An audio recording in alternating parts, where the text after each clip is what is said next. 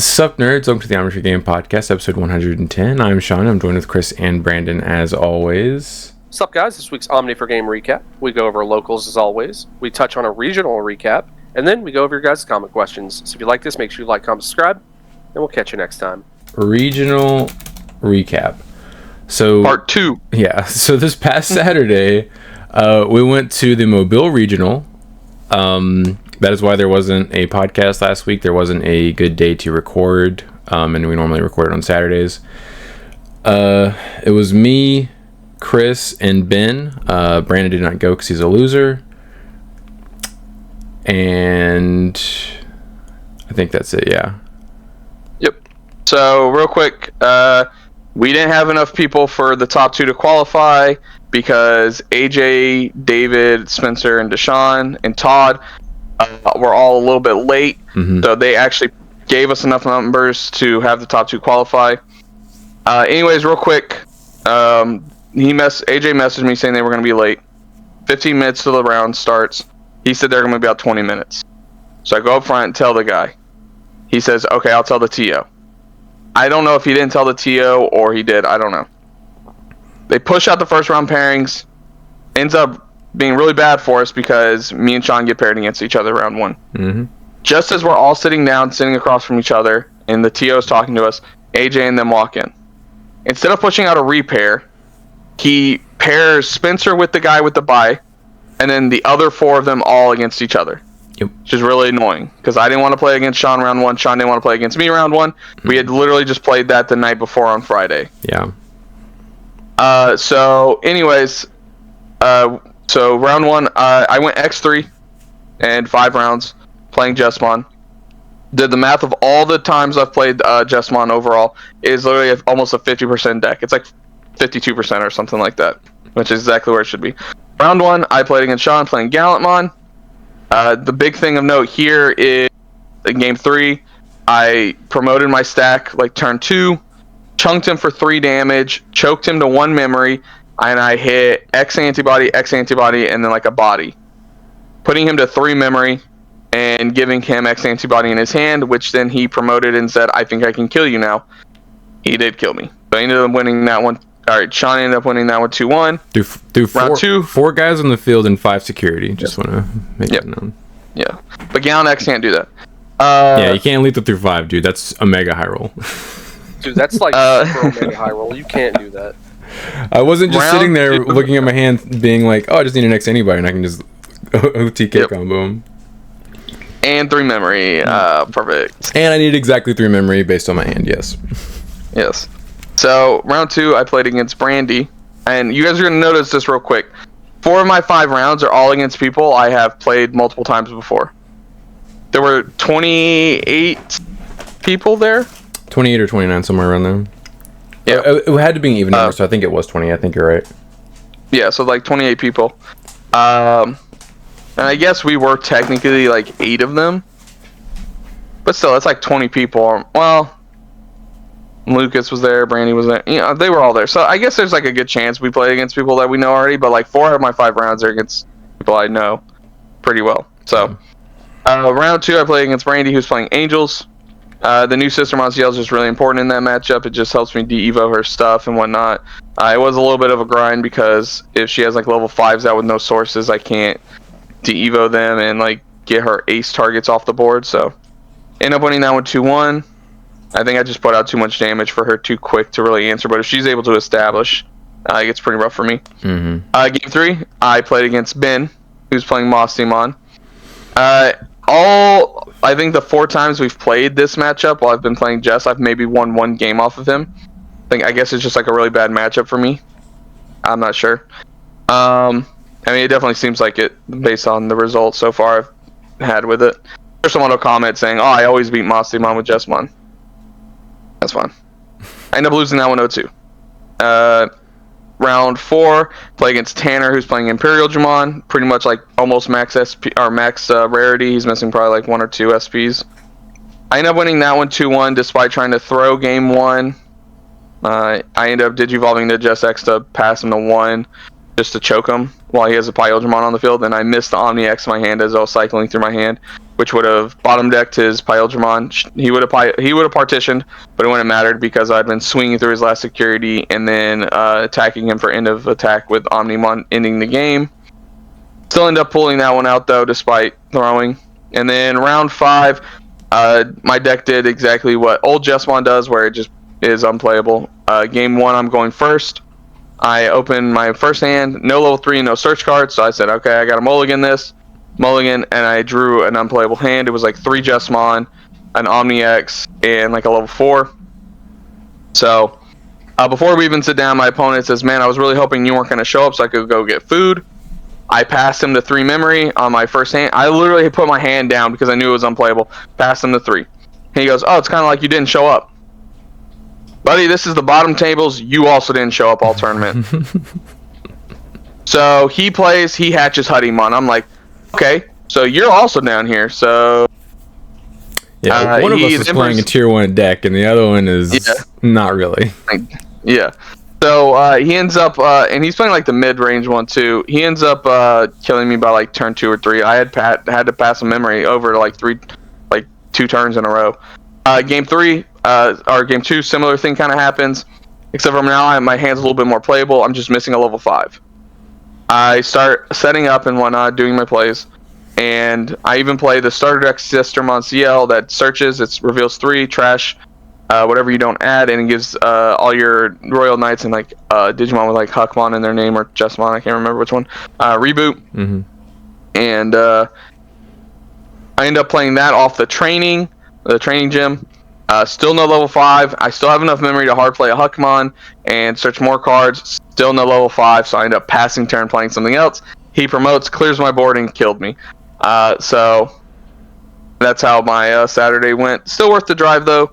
The place that they were holding the event at, which I think is their locals, like that's just where they go and play every week.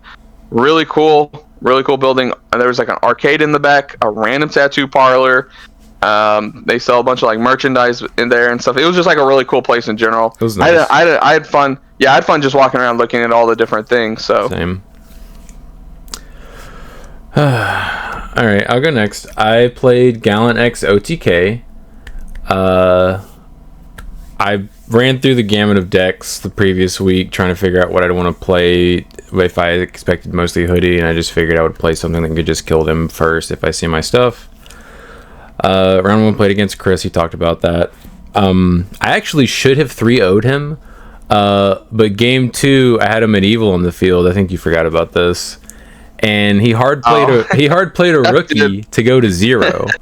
I just looked at him and was like, and I was being greedy because I was like, if I leave that rookie on the field, I can blow it up on my turn and get a whole bunch of extra memory. So I was like, if I suspend it and don't blow it up, he won't be able to attack me because he'll be suspended, right? So I'm like, all right, Medieval effect, suspend.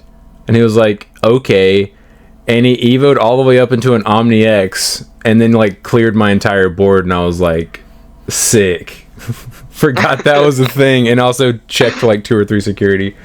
I think it was also because the night before on Friday, had done something similar, and you were like, nah, I'm not gonna worry about that. And then I hard played the level 5, and you were like, that's what I was thinking you were gonna do, and you like suspended that one and did everything, so I couldn't like do the combo. So like I also thought maybe that's what you were thinking, was like maybe the level 5 was coming down.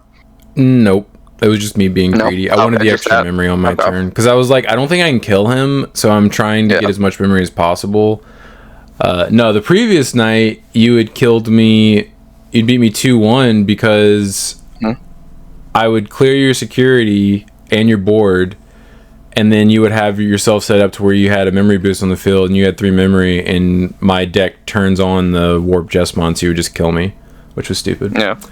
It was just so funny. I literally have my Huckmon sitting there, and I just like play it, and I do my little search, and then I just was like, looking at him, like, you know. I was being greedy, like, dude. No. And I was like, I think I have this game. I want some more memory on my turn, so maybe I can kill him. And so I ended up losing because of that. But still in the match. Round 2, I go all the way up to table 2. I get paired versus Todd playing Examon. which I did get his deck profile. I'll be posting it on the channel sometime in the near future. He has a massive advantage here because I don't know what most of those cards do. And also, if they see their stuff, it's pretty aggressive. It felt very similar to how Jesmon was, where each time he promoted, he chunked me for 3 damage. Game 1, he promoted first, chunked me for 3. Fortunately, I was able to... he went into the new Examon, the one with partition. Fortunately, I had the resources to go into a Gallant X and swing over it, which is the only clean way to out that card since it has partition, is to just run it over by battle with something bigger than 15k. But I did not have a Wargirl X in my stack, so I was not threatening lethal in the next turn, and he had enough time before I could kill him to promote a second time, and the second time he just killed me because I only had 2 security at that point, and I don't play defense. And then game 2... I made the mistake of, instead of, I know better than to do this. I've told myself not to do this, but I did it anyway. I had a Growl X in my hand, and it was only level 4, and I was like, instead of playing this Growl X, I'm going to play this Cool Boy and search top 3, because I think I was looking for maybe a Gil X, and I could promote and trigger the Gil X and the Cool Boys. But because I did that, he promoted the next turn, chunked me for 3 damage, suspended both of my tamers, stunned one, deleted the other, trashed, I think I had a scramble on the field, and I did not have enough memory to go into a Gallant X to clear the Examon again, so I just couldn't answer it without... I could delete it, but he just partitions, and it's his turn, and then he just goes into Examon and kills me because I'm at 2 security. So I ended up losing that 0-2 pretty quickly. Round 3, played against a Kuyamon. She promoted first. Usually if a deck I know can't lethal me, I'll let them promote first. Like if they just can't kill me through 5. Unless I just have game. But she promoted first. Did the Sakuya X wombo combos. Hit me for 3 damage with the token and the Sakuya X. One of them swung twice. And I thought she was about to ruin mode me. And if she ruin moded me, I would have lost because I had a 5k in my breeding area, and I was like, oh no, I just lose here because if I get ruin moded, I lose. No ruin mode, thank God. Turns out they were both in her security. I promoted, cleared her board, and killed her before she had a chance to promote again. And then game 2, she Omega bricked like super duper bad to the point where she promoted her rookie, swung at my security, hoped it died, and then played a scramble in hopes that I would turn her scramble on by having something on the field so she could get the rookie back to Evo and raising. So, like, yeah, it was rough. So I ended up winning that. She never even got to play the game. I just eventually promoted and lethaled her. Round 4, played against a mid-range hoodie deck. They were playing like the Venusmon. They were playing the black option, the red option, probably about 2 of each, if I were to guess. Game 1, he evoed all the way up into a shack in raising. I guess he just had an awkward hand, and he promoted and just evoed into a Venusmon to set me to 3, and I was like, sick. I'm going to ignore that the rest of the game because that does nothing to me, and it's not a CS card, so like that stat can't hurt me. Because if I go into Gallant X, and as long as I keep the memory at 0, the Venusmon doesn't do anything. And I can blow her up whenever I want. He ended up going into a second shack in the battle area at one point, but I cleared it and just left his Venusmon alone. And I just had so much time because that one Venusmon stack wasn't doing anything to me that I just eventually killed him. And then game 2, I hard played a rookie at one point to search. It took him forever to see stuff. I poked a security, checked the red option at a security, which was cool. It blew up the rookie. And then I eventually just promoted and killed him through 4 security.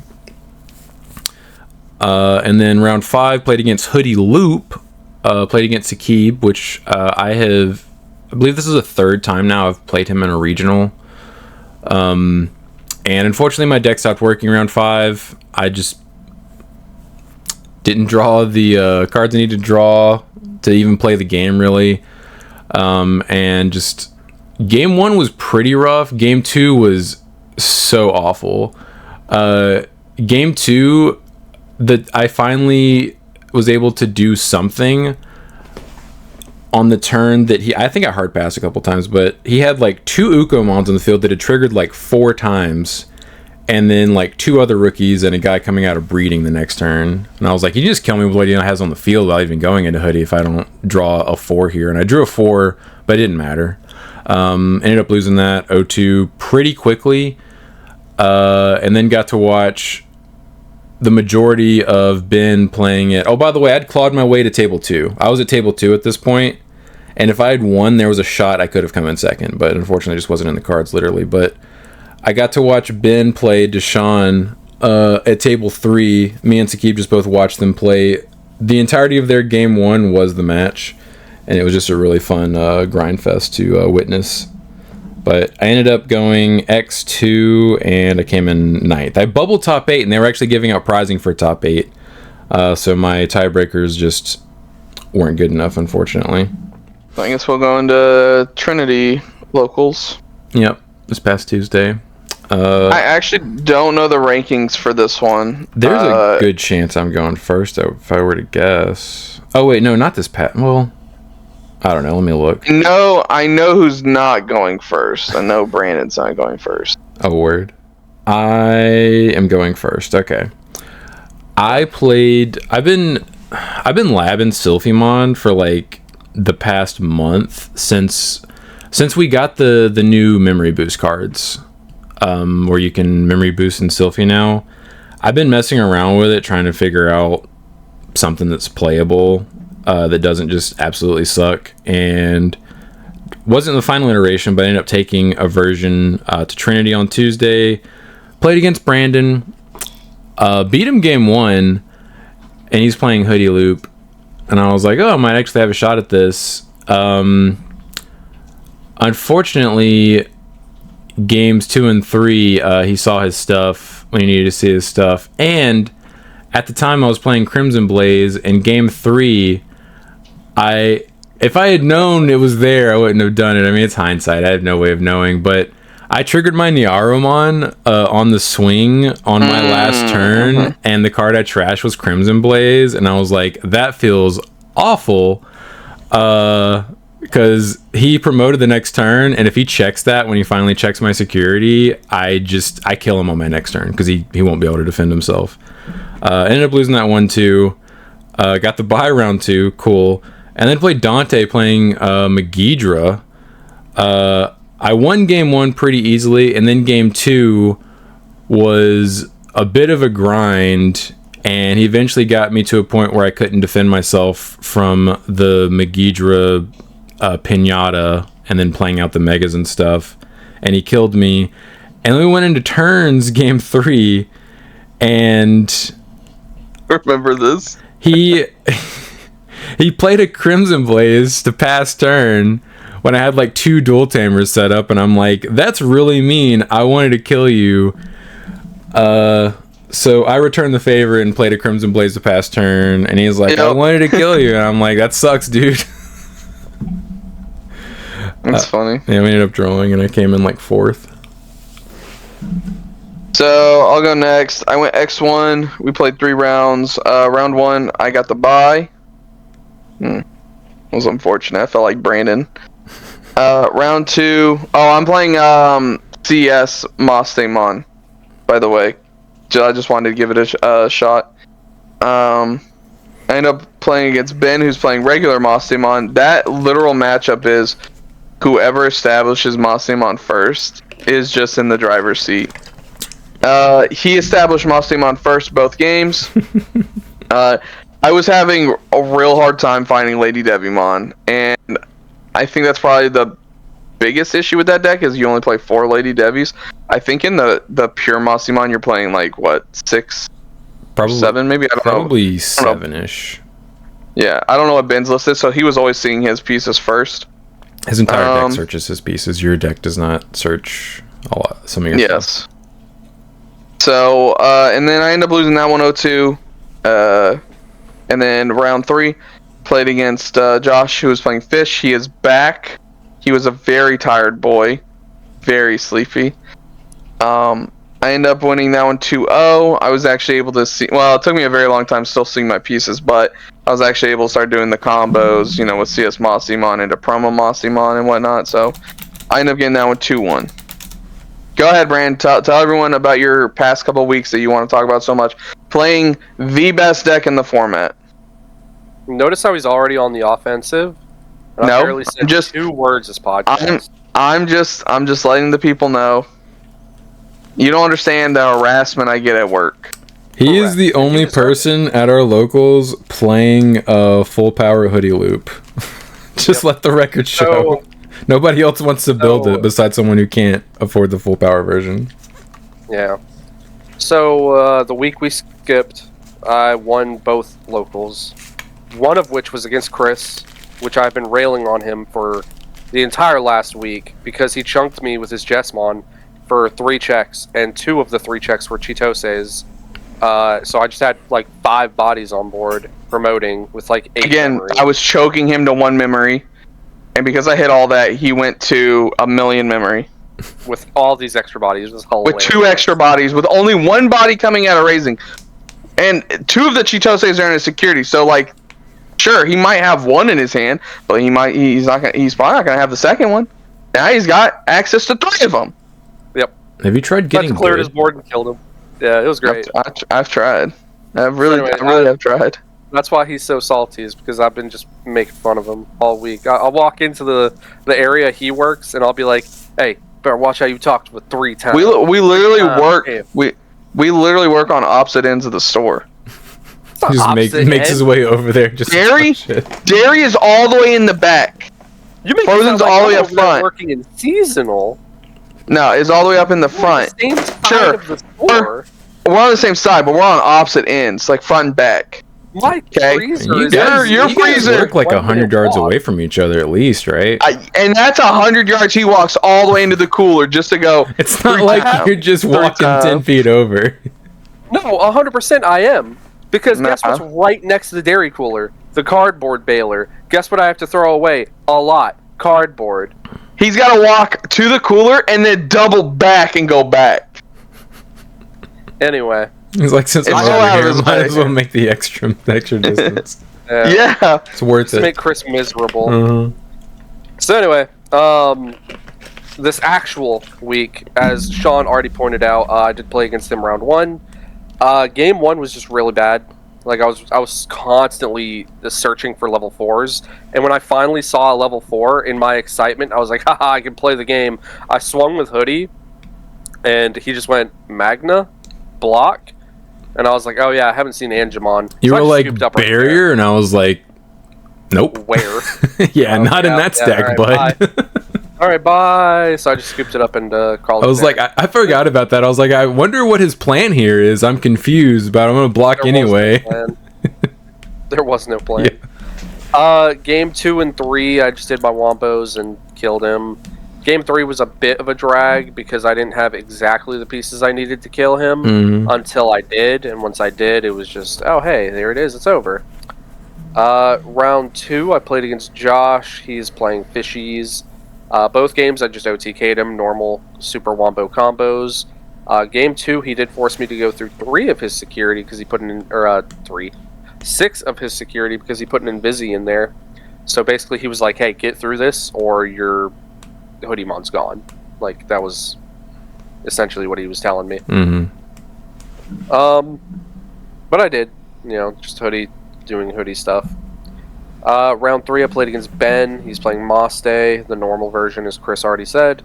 Got that one 2-1. Game 1, I was able to OTK and just kill him. It was super quick. Like, he promoted Patamon, whiffed, and from there I had tempo, which is a good feeling. Game 2, I was missing Hoodie. I never saw it, so he just killed me. And then Game 3 was an absolute grind. The first time I went for a Hoodie loop, I did not have a shack. So I instead went into Pyildra. I was still in a good spot because I was like, it's Pyildramon. I can at least still get 2 more checks. And this is a game where we sit here and go, oh, he doesn't know what any of his cards do. No, that was game 1 against Sean. No, game 3 against Sean. Yeah. Oh, right, where you didn't know where Blinding Ray did. This is the game where you Oh didn't my where god, I HPD forgot did. about that. The game 3 when you were comboing me, you didn't have enough memory to lethal me. Well, no, and I didn't have the level 4. You had Once I searched the level 4, I was like, oh man, does this work? Like, can I? you had Blinding Ray 0 security and you showed the blinding ray. I was like, yeah, this works, right? No, that's not what you said. You were like, yeah, I wish I could use this. Yeah, you go, I can't activate this because I don't have any security to trash. And I'm like, I should have just lied to you and been like, yeah, dude, that sucks. I guess I win. because I'm behind Brandon. I'm seeing his whole hand, and once he saw the level 4, I was like, oh, it's over. And then he's sitting there still shuffling his hand. I'm like, like, I'm being slow rolled because he doesn't know what blinding ray does. Yeah, he gets the blinding ray and he like reads it, and that's when he goes, man, I need 2 more memory, but I can't activate the blinding ray because I don't have any security. And Sean's like, yeah, you can activate it. It's not a cost, unfortunately. Yeah. Anyway, before I was rudely interrupted. I so totally go to forgot about Pyldramon. Yeah.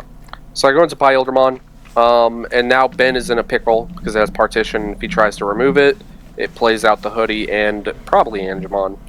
And I just get 2 bodies for free, and hoodie's on play, and I minus DP his stuff, and it's really good. So eventually it gets to the point where I'm promoting a second stack, and then in 1 turn with this second stack, I go into 3 shacks. It was ridiculous. So with Ben was 3 not shacks- happy.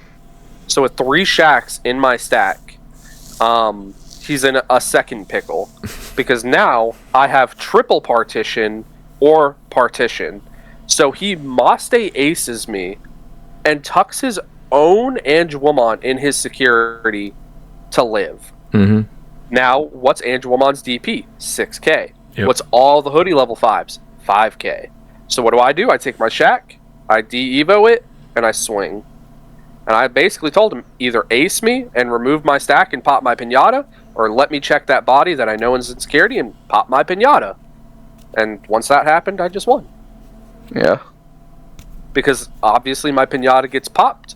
I play out 3 bodies. One of them was a green level 3 and then 2 level 4s. I HPD'd, went into hoodie, and then DNA'd into the other Pyldramon to swing for game. So Not knowing that HPD did not have to suspend a green. Yeah, I thought you had to suspend a green Digimon in order to Nope. use it. just got to Evo a green Digimon. Just have to Evo a green. Yeah, so now we know. Well, Yeah, now you know. I won that.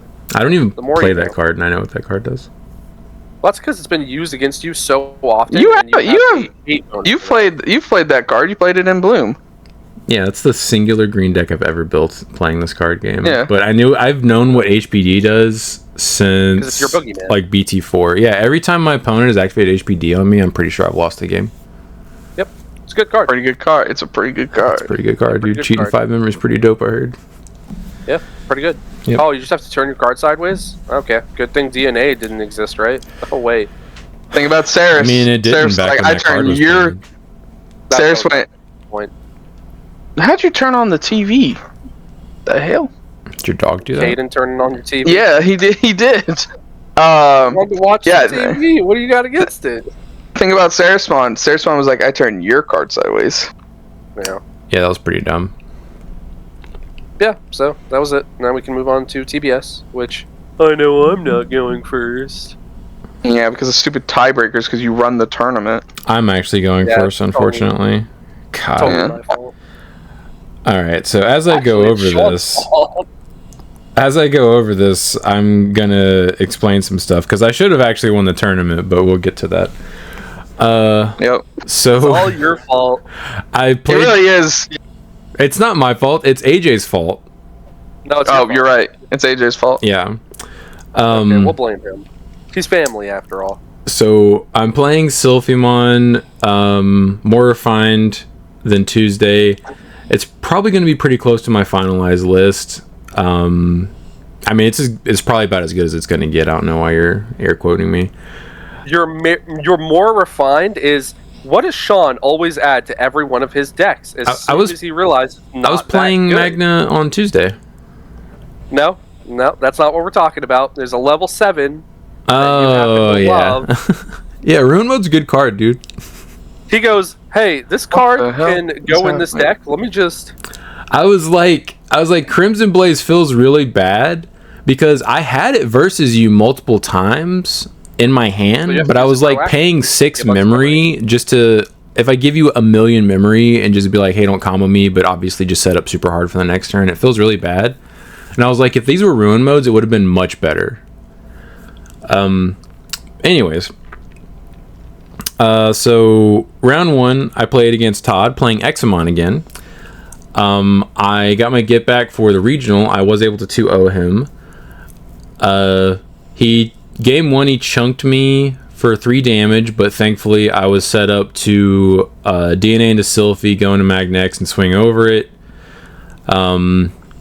Which is kind of crazy, because, like, his Examon should be able to answer your tamers and keep them suspended and stuff like that, and, like, delete them and whatnot. Like, the Examon itself doesn't stun tamers, and I deliberately did not suspend my tamers because I know what that Examon does. Sure. And also, was he able to chunk me? Actually, I think I had a Magnex on the field already. I don't know. The games are blending together, but anytime he went into an Examon, it was bigger than my Magna X on his turn. So I just blocked an Armor Purge just to keep him from interacting with my board. And that just let me go into Magnex again on my turn on the Sylphie, and if I had the Tamer set up, I could go into another Sylphie.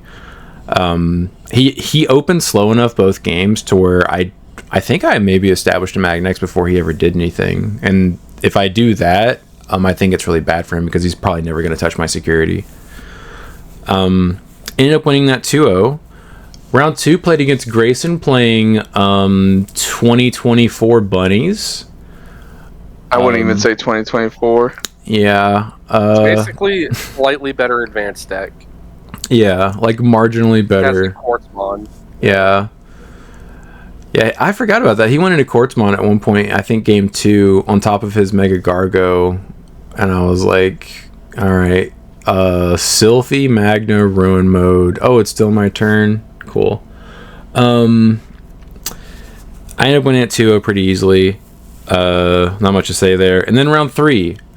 Me and Ben are 2 of the 3 undefeateds. The third is Deshaun, who got paired down. And AJ had asked Todd to go get him a coffee from a place that's like, I don't know, like 50 yards away from the store. And round 2 had ended sooner than expected, and Todd wasn't back yet.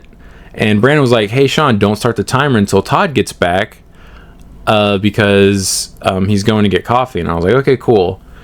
And yeah, I guess he was already there. He was just stuck there, like they were just busy. Yeah, I think he was just in line or something. It was a Friday night. Yeah. I just lost my train of thought. Okay, and so everyone besides Todd's match, I'm pretty sure, just went ahead and started because, like, I'm sitting in front of Ben. We might as well start playing, whatever. Yep. And I made sure to start the timer once Todd came in. So me and Ben probably got an extra like 5 to 10 minutes, roughly. Somewhere in there. Yeah. Game 1 was an absolute grind fest. Ben's playing Masty once again. And we've actually... I test against Ben quite often, and so we have a lot of experience in this matchup, and it's just not... It doesn't feel good for me. If he opens quickly, I just kind of lose. Because the promo Masty interacting with my Tamers just kind of dunks on me super hard. But he opens... Tamer should have been an on play. It should have been, dude. But he opened slow enough, thank God. He promoted a Pata on, I think, his second turn, and if the Pata had hit, I would have lost on the spot. There's no way I keep up. But it whiffed, and I was like, oh, thank God. I have another turn before he can start doing stuff, and that's the time I needed to start establishing stuff. I ended up, I think, ruin moding him on like 3 or 4 consecutive turns towards the end of the match, and I was doing it not to clear his Masties or his 5s, but I was doing it to keep his Floodgate rookies off the field so I could use my memory boost and my dual tamers. Because I would go into Magnex, go get the immunity, and then ruin mode him. So he couldn't interact with the ruin mode on his turn. And it was enough, and we were getting close to decking out. I was pretty close to decking out, but I finally killed him, and game 1 was like 40 minutes. Game 2, hindsight, I probably should have mulliganed my hand. I opened a rookie and a 4, but like no search cards. It was like 2 rookies, 2 4s, and like another 4, I think. But I kept it and ended up not ever being able to do anything. And he just opened up pretty well and killed me. But that game still took like 10 minutes. I do remember something funny from that match was you had no level 5, and he poked at your security and hit the Sylphimon out of trash, and you were like, oh my god, that's perfect, because you ended up adding it right back off the Salamon and actually like going into Sylphy. That was... Was that in time? I could have sworn that was game 2. That was game 2. So he didn't poke me. I Niaromon. That's what it was. You Niaromon. That's right. Okay. I had the cards in my hand, and he gave me 4 memory to play as Tamer, to where I could DNA into Sylphy. I just didn't have one, and I swung at security, and I was like, Niaromon. And I trashed a Sylphy, and I was like, oh my god, that was literally the perfect card. Yeah. But it didn't matter. I wasn't able to defend myself well enough. But if we had only played the appropriate time, we would have been in turns game 2, and I don't think he would have killed me in time. So I would have won that match 101, and the tournament would have ended, and I would have come in first.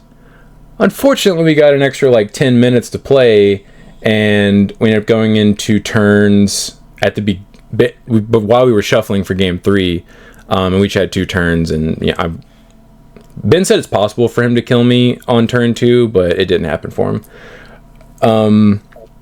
But because we drew and Deshaun lost, there was an additional round, so we played a round 4, which didn't go well for me. Notice a lot of our people packed up, ready to go. 2 of our people basically had already walked out of the building because they were like, tournament's over. I'm X, like 4. Yeah. X3. It's pretty rare for us to have a 4th round. Yeah. And it's all Sean's fault. Yeah, and it sucked for me because I knew my tiebreakers were much worse than Ben, so even if we both win the next round, I'm not coming in first. But it didn't matter, though, because I played Chris playing Magna X Armor, and unfortunately, that deck is way too low to the ground and way too fast for me, because I need a couple of turns to not only find my Tamer, but put it on the field before I'm really able to start playing the game effectively. And he's just like, promote rookie Evo 4, Fire Rocket, swing, Magna X, your turn. And my Magna X will always be bigger than yours. It should, because of the 1000 DP. Their base DPs with 0 interaction will be bigger. Yes. It depends. Sean is saying that because I have premium DP neg. No, it's not that. It's typically in a mirror match, the turn player's Magna is going to be smaller than the non-turn players, just because of how it works. Right. But that's a really bad matchup for me, I discovered. I can premium DP neg. Sylphie minus is 7k. Unfortunately, the only other source of premium DP neg besides another Sylphie is my Ruin modes. So it's really hard for me to clear his Magna, because even if I Sylphie into Magna into Ruin mode, he still has that 1000 DP from his Tama, so it's 1000 DP at the start of his turn.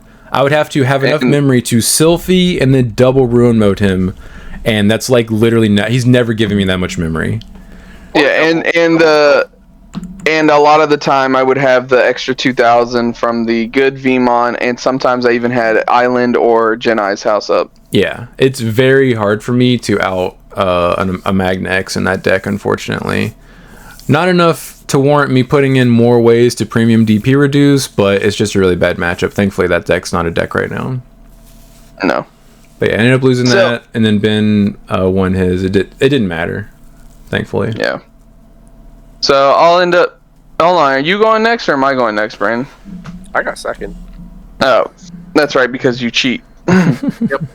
Totally. by running the tournament. Repair. I gotta talk to the owner at TBS. I gotta find out what's going on with this. So round I went X1 playing Armor Magna, like Sean said. Round 1 I played against Huddy.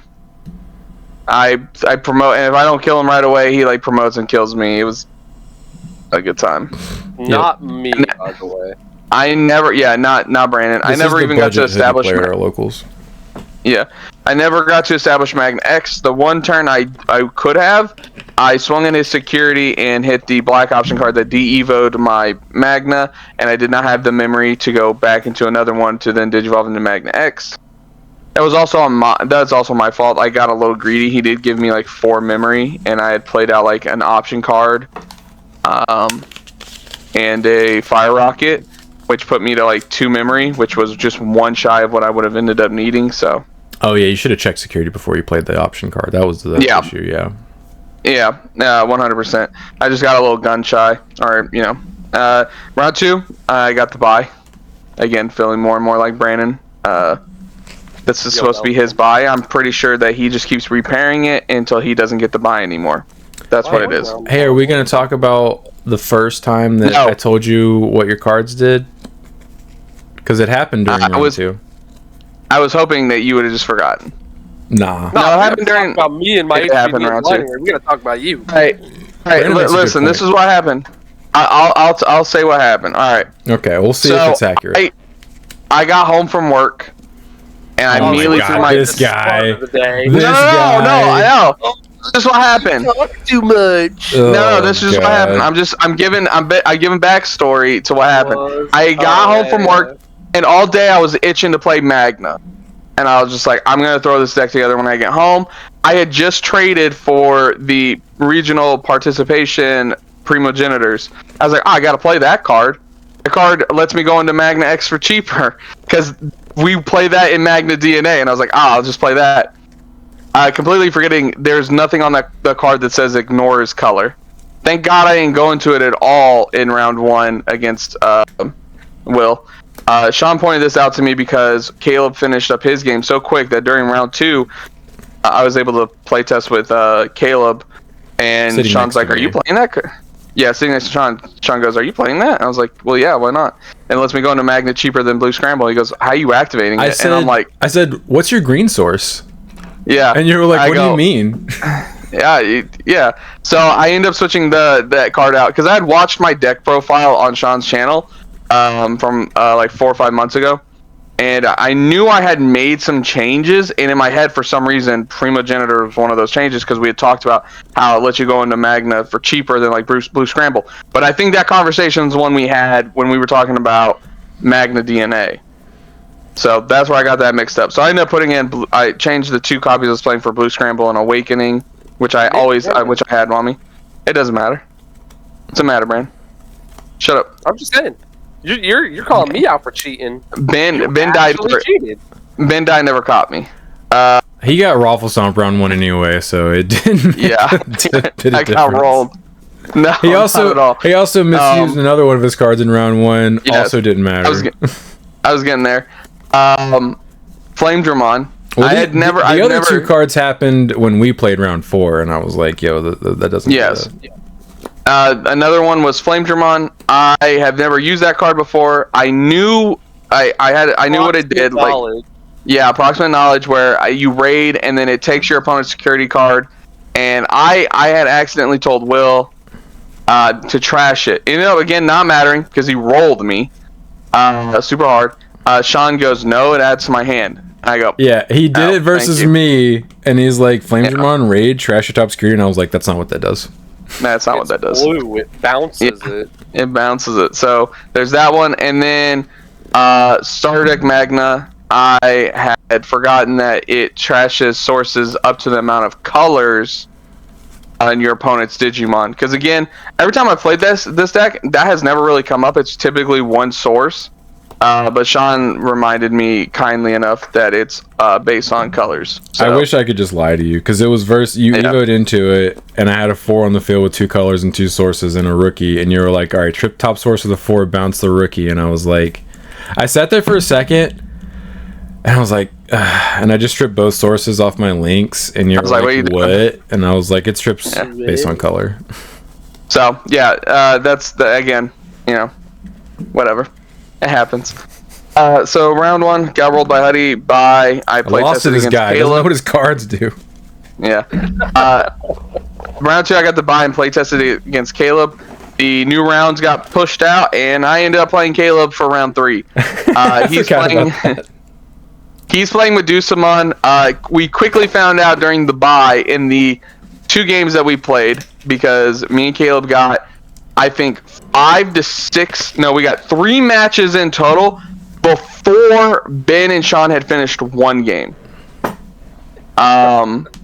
Because we had quickly discovered that if I just establish Magna X, Caleb has absolutely no answer for it. No. He cannot do anything to it. Nope. So that was a quick win. And then we play tested. We kept play testing. He even switched decks.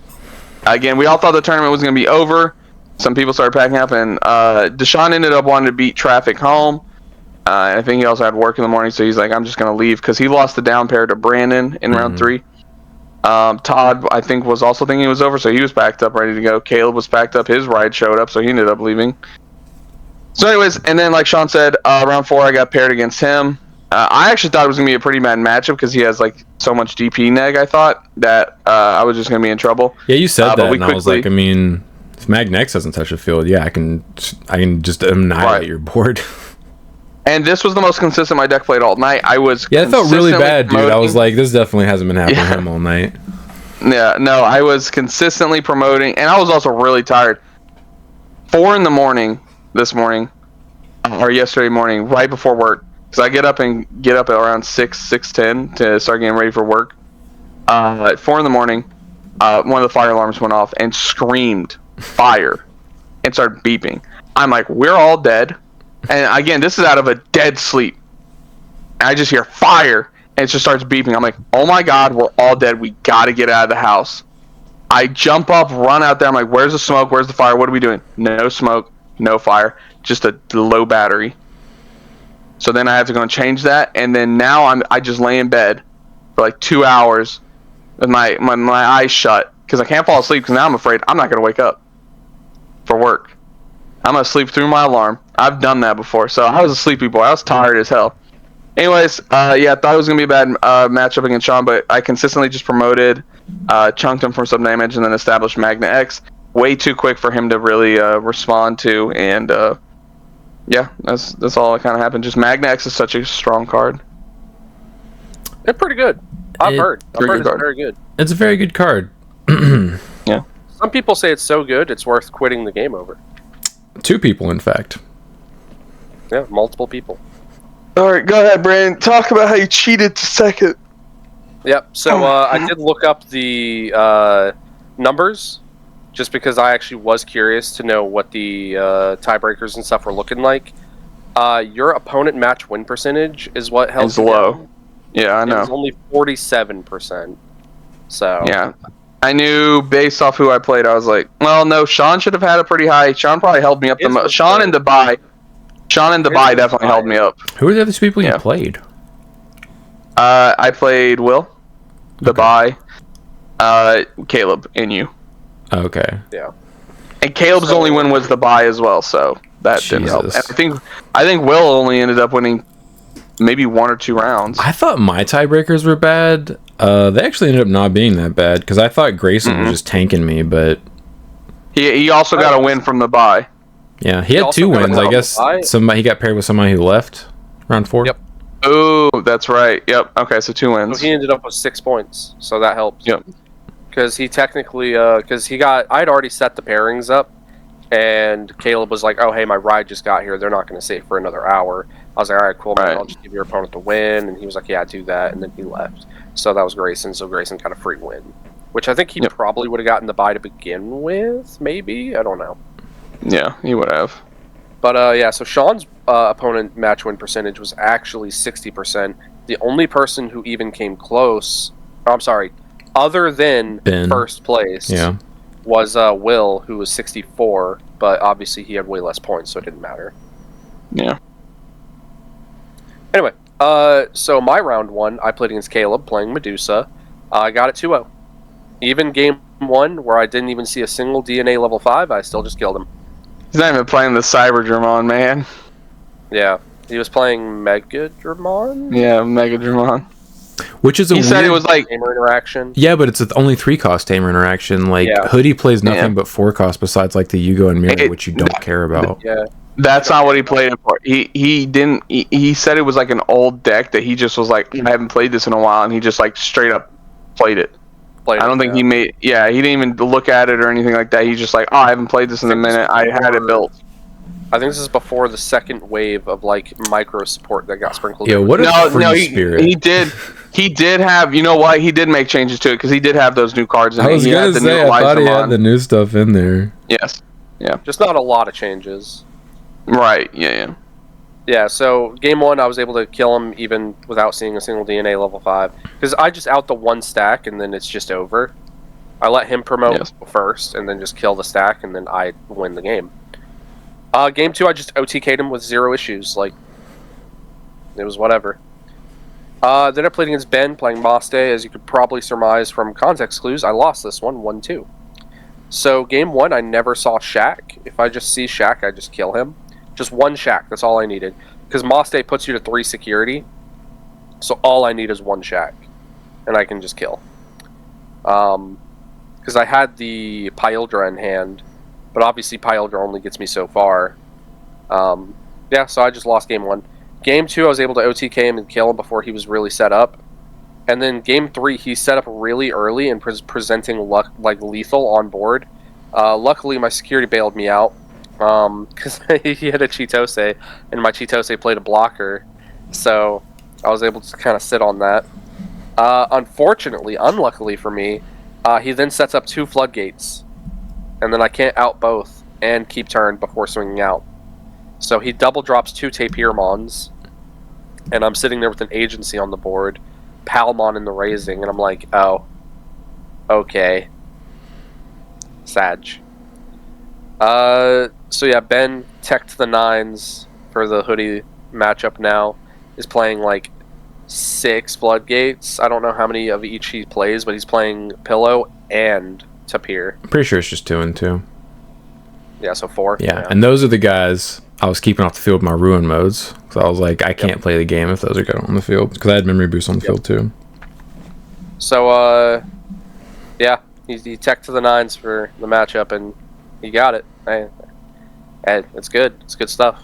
When he put 1 Tapir on the board, I was like, all right, cool. I can out that before I really like pop off and do stuff because I'm holding HPD. Mm-hmm. I can go into HPD and just go into my Hoodie and kill it. And then he puts the second one down. I'm like, oh, never mind. Because then I have to swing to trigger the second DP neg with Chitose. But and then he has double CS Moste, and so I can't de-evo both before I'm starting my stuff. Feels bad. Round 3, played against Deshawn, the down pair for Deshawn. He was undefeated so far with Royal Knights. Got that 2-1. Game 1, I kind of lost to myself, if I'm really looking at it in hindsight. I very recklessly used Barrier like 3 times and a Blinding Ray, putting myself to 1 security. He hadn't even swung at me. And while I was swinging out, again, hindsight 2020, one of the last checks I hit was Purge. So he literally purges one of his dudes out, swings with it, and then just drops Omni X, and I'm like, yeah. So I kind of lost myself the game. He sent me a really funny message after the tournament, too. Yeah. He was... After game 1, he was like, yeah, I don't think he was worried. Like, he knew what the deck could do, but because of how I played game 1, I just ruined myself. And then game 2 and 3, I basically OTK'd him on turn 3 both games. Game 2 was risky because I had no barrier, and obviously playing against Royal Knights, they have a lot of guys who are bigger than 14, because I had Kisuke on the board. So I was worried that I could just get shut out and die. But luckily for me, no big dudes in security that game, and I just killed him. And then game 3, I had everything, including Angemon for barrier this time. So no matter what, he had no chance. I think the only thing he could do is potentially like the Omeka Omni X Cool Boy combo. But if you don't have the Cool Boy, what are you doing? You know? So I killed him. He said I had white privilege, and that was fun. Chris, the message. He messaged me after the tournament and said, I'm only allowed to have one purge, but Huddy can do that. Yeah. And he's not wrong. He's not wrong. Then round 4 that we had to play because Sean is a dang dirty loser. Couldn't just win. Hey, Ben could have scooped at any point while I was ruin moding him over like 4 consecutive turns, but he chose not to. And those last 4 turns were like 20 minutes. Ben would rather...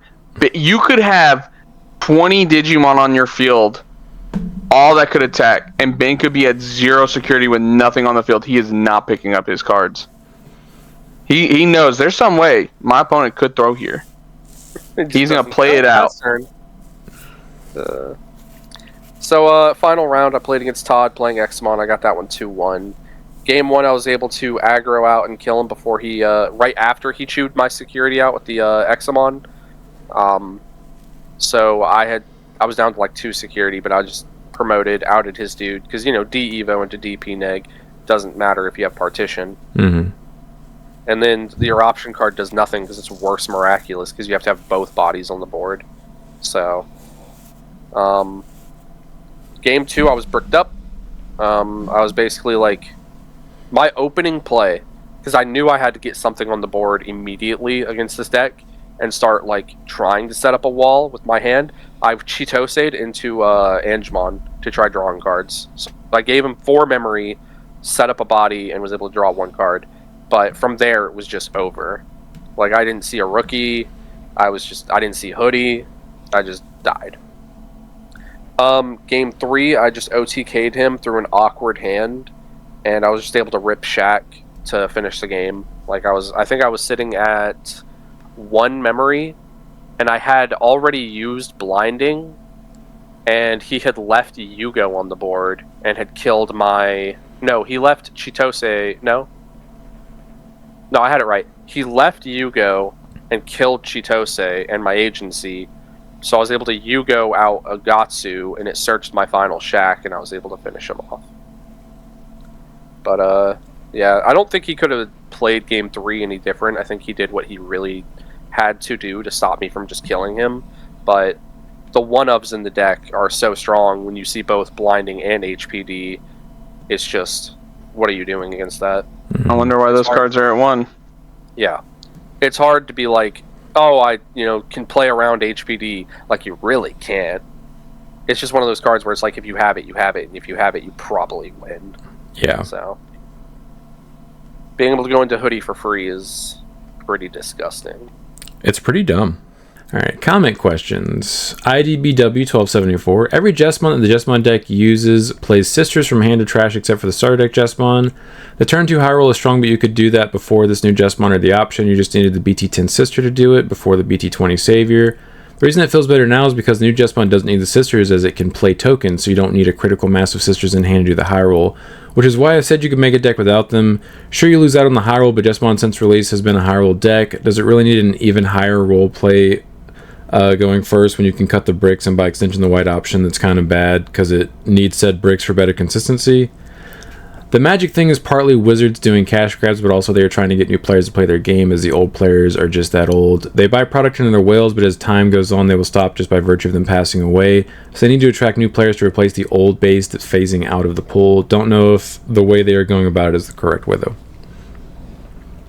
That's my... It will eventually just die. That's my response. I mean... liked all the new support for Jess. I don't remember ever turboing like that with other Jess.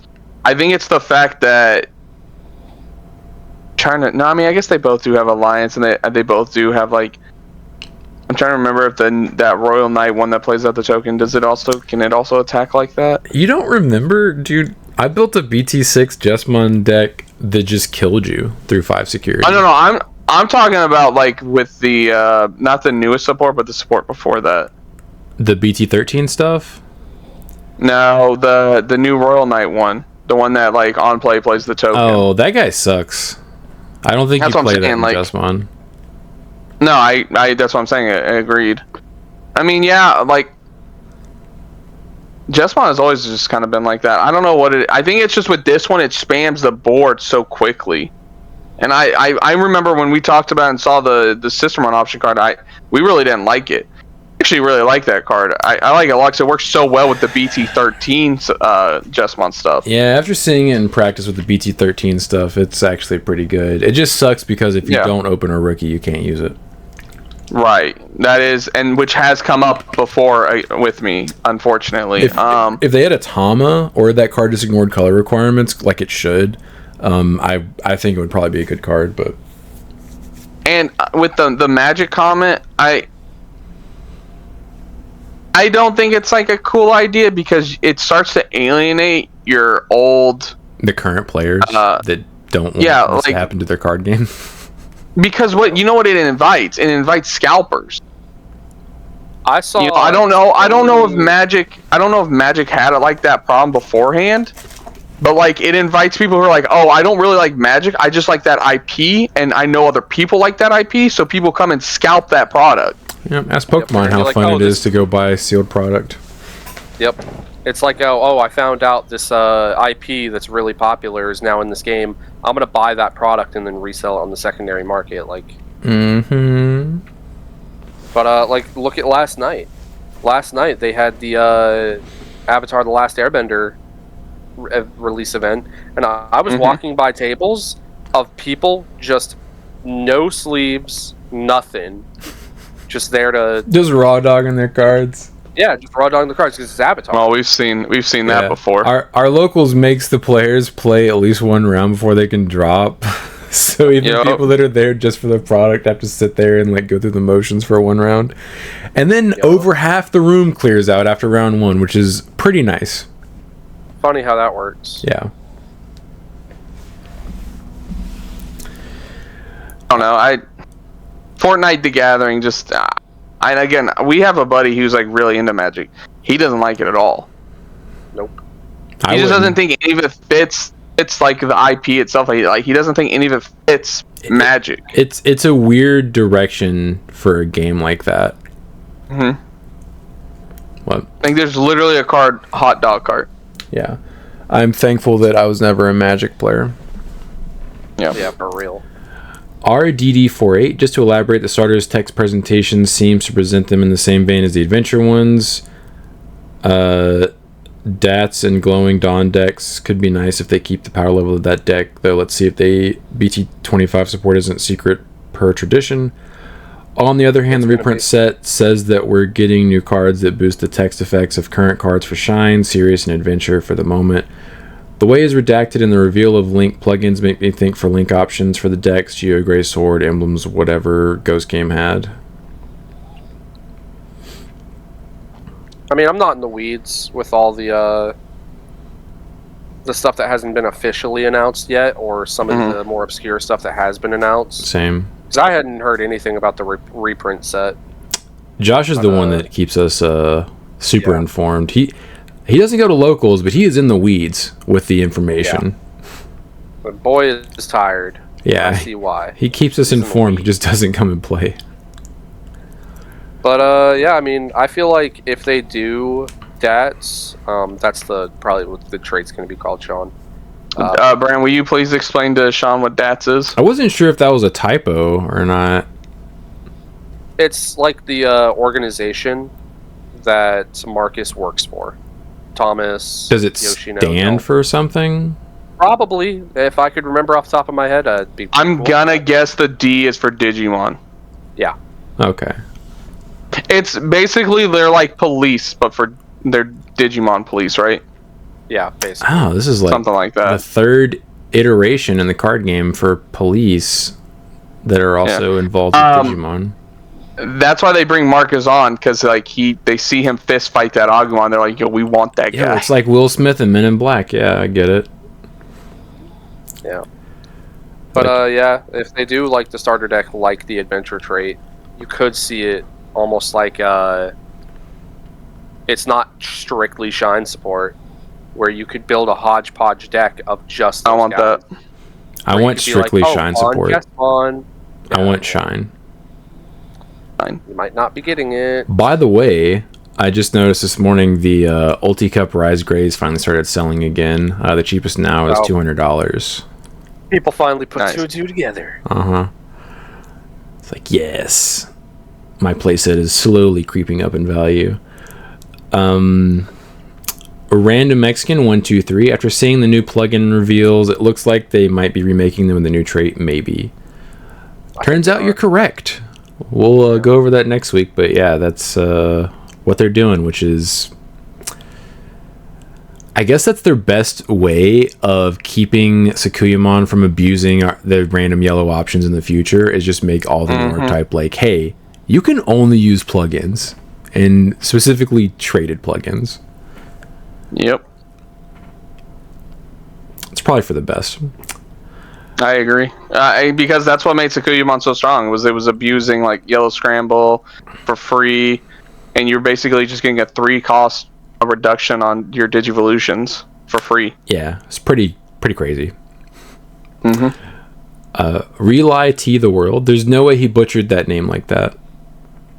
I did look at it. It's when I said Chitos for Chitose. Oh. Because I was using the Sean way of saying it. Yeah, dude, it's Chitos. Oh, he didn't say anything when I called it cheese toast? I guess not. No.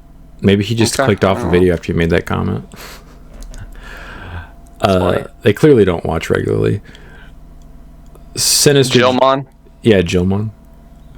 Sinister James, the CS Massey combo is even faster than y'all were saying. BT23 Massey sets them to 3 security, Alliance 2 checks, Tuck DNA, promo, Massey burns the last security, then swing for game. I've wanted to play a Mastermon deck since getting into the game, and I think this is a much more reasonable barrier of entry than having to spend $200 just on the Tamers. I'm still going to wait to see if it can hang, because the promo Massey's being 45 a piece is still steep. Sounds like it's still $200. So, yeah, yes. Combo. So, I had watched gameplay of CS Maste before it had become like really widely like known, and promo Masties were only at $20 a piece, and I was really like, I should pick up these now, and I didn't. I hesitated, and then like 2 days later they were like 40 plus each, and I was like, oh no. But yeah, I mean, error. Yeah, then you're like, Sean, do you have any of the promo Masties? Do you have some of these? The problem with the CS version deck that we have discovered, me and Ben were talking about it. I mean, to do that full, it's the same exact issues the CS Omni deck had. It's just super. You have to see a bunch of pieces. You do have to see a bunch of pieces, but mainly, specifically, you have to see 2 lady devs. 2 lady devs. I was getting there. Brandon would, be quiet. You have to see an unsearchable promo, 2 lady devies, and preferably you have to have Omni on the field. Because to DNA to CS Masti is yellow purple, and then when you tuck it, your yellow's still on the field. And obviously, off CS Masti you play out another card. The card you have to play out is Lady Dev. Yeah. So you have to see 2 Lady Devs. You can see 1 Angelwomon, but you have to see 2 Lady Devimons. That's the biggest problem, or one of the biggest problems. Promo. On top of the unsearchable promo. So, and like I said, that's the exact same issue as CS Omni. You have to see 2 level 3s that have to be opposites, Agu and the Gabu. You have to see. Well, I guess you don't have to see. You have to make sure they correlate with your level 4. How about that? I think the Mastermon deck needs less stuff, and it just kills you through 5 security. But he kills you through 5. You have to have multiple Alter S's in your hand. Yeah, and you have to have multiple Mastermon. What are you talking about here? You just have to have 1 of each. Yeah, and I have to have 2 Alter S's. So 2 Mastermons, 2 Lady Devs. That's 4 cards right there. Yeah. And preferably Ami, because if you don't have Ami, there's a chance you don't keep turn. Yeah. Yeah. Yeah, so you needed 2 level 3s, 2 level 4s, 1 level 5, 2 level 6s, and as many Ultresses as you can carry with 1 Omni on the board. That's a lot. Yeah. Ben tested that versus me, and yeah, if they see their stuff, you're just dead.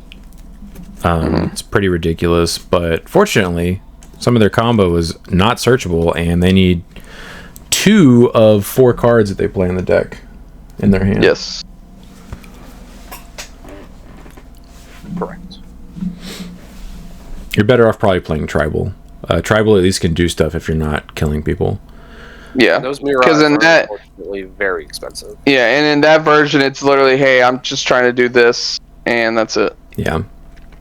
Yeah, because you need the promo for the Tribal version too, so you're not escaping that one. Yeah. Mathabel5236. CS anything, it's more setup and more high roll than their regular versions. You need to at least have Yugo and Omni plus line. Even with all the search, you sort of can brick if in all of those searches if you didn't see the promo Masty. It reminds me of the Omni CS. I remember people saying, oh, it's the best version, but it never really topped any big events because by the time you manage to make your setup, any faster deck already killed you because it isn't that fast unless your opponent gives you a ton of memory or is just as slow, and then people drop it for the regular version because you pretty much do the same, but you can use more in archetype things or the high roll is just better. Or the defense is better too. Because, like, what does Hoodie Loop do against a hard-played level 6 with a Miraculous on the board? They can't. You just Omni Ace them or CS Omni them, and you out their whole stack. I'm trying to think if they set up a bunch of shacks in their stack before they out it, but... Yeah, you have to play it awkwardly. You have to waste your level 5s. Yeah, but at that point, you're not going to be able to OTK. Exactly. Yeah. I also said, I think the DP minus is way higher. You Evo Hoodie, play Tamer, and Tamer plays in Kilo. Just there, it is minus 8k. That is not true. No, that's like 10. So much more. No. It's so much more. The Hoodie... No, 12. Hoodie only minuses 3 because you're it's... talking about the first initial time you do the combo? Yeah. It. Okay. Yeah, explain it. Yeah. So... Hoodie only minuses 3 if you play the Chitos off of it. He doesn't wait for Chitos to play a Tamer before he minuses DP. So you have to resolve the impact. Okay. Yeah. So make sure you're not cheating people at your locals or getting cheated. The best way to do it, assuming you already have the Chitos on the field, is you swing with Hoodie. Assuming, let's say you evoed into Hoodie and back and then have a Chitos on the field. Okay. Promote. Possible. Very possible. Yeah, swing with Hoodie, suspend Chitos on that one, minus 3k, trigger Hoodie, bounce Chitos, play Chitos, minus something else by 3k or whatever by 3k. Chitos plays a dude out. It can be in Kilo if you want. I personally would probably prefer something else that draws you cards, unless you're really trying to DP minus something. And then you suspend that second body for Alliance and suspend the Chitos again for another 3k. Good stuff. Yeah. If you're doing it without having to swing first, you're obviously losing a lot of that too. Yeah.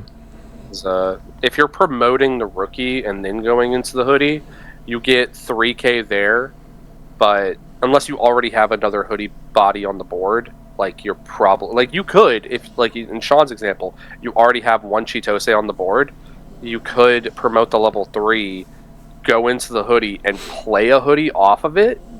That way you still have your combo and you're minusing by 6 there. Yeah. But, you know, there's a little bit of nuance in there, but it's very, very, very brain dead. It's an easy deck. Very herder if you've ever played any kind of combo deck. It's one of the more basic combos I've seen. Yep. DNA, tuck, swing, DNA, tuck, swing, DNA, tuck, swing. Yeah. All you need is draw pieces. Cards as you go. Yeah. Yep.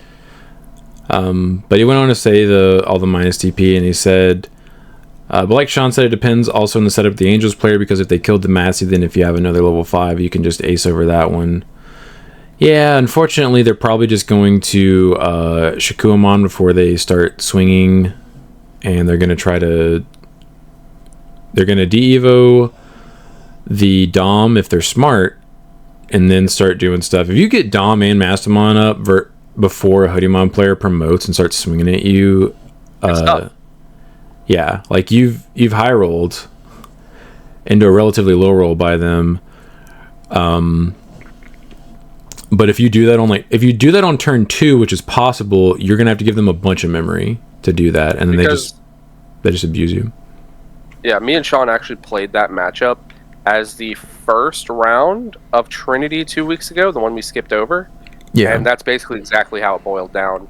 Like, you set up Dom Angelwomon, and I immediately went, okay, cool. D-Evo the Dom, DP neg the Angelwomon, Ace Overflow, kill the level 5 on the board. Yeah. That's right. Sean, last Tuesday you played Angels, and then just Friday you played Gallant.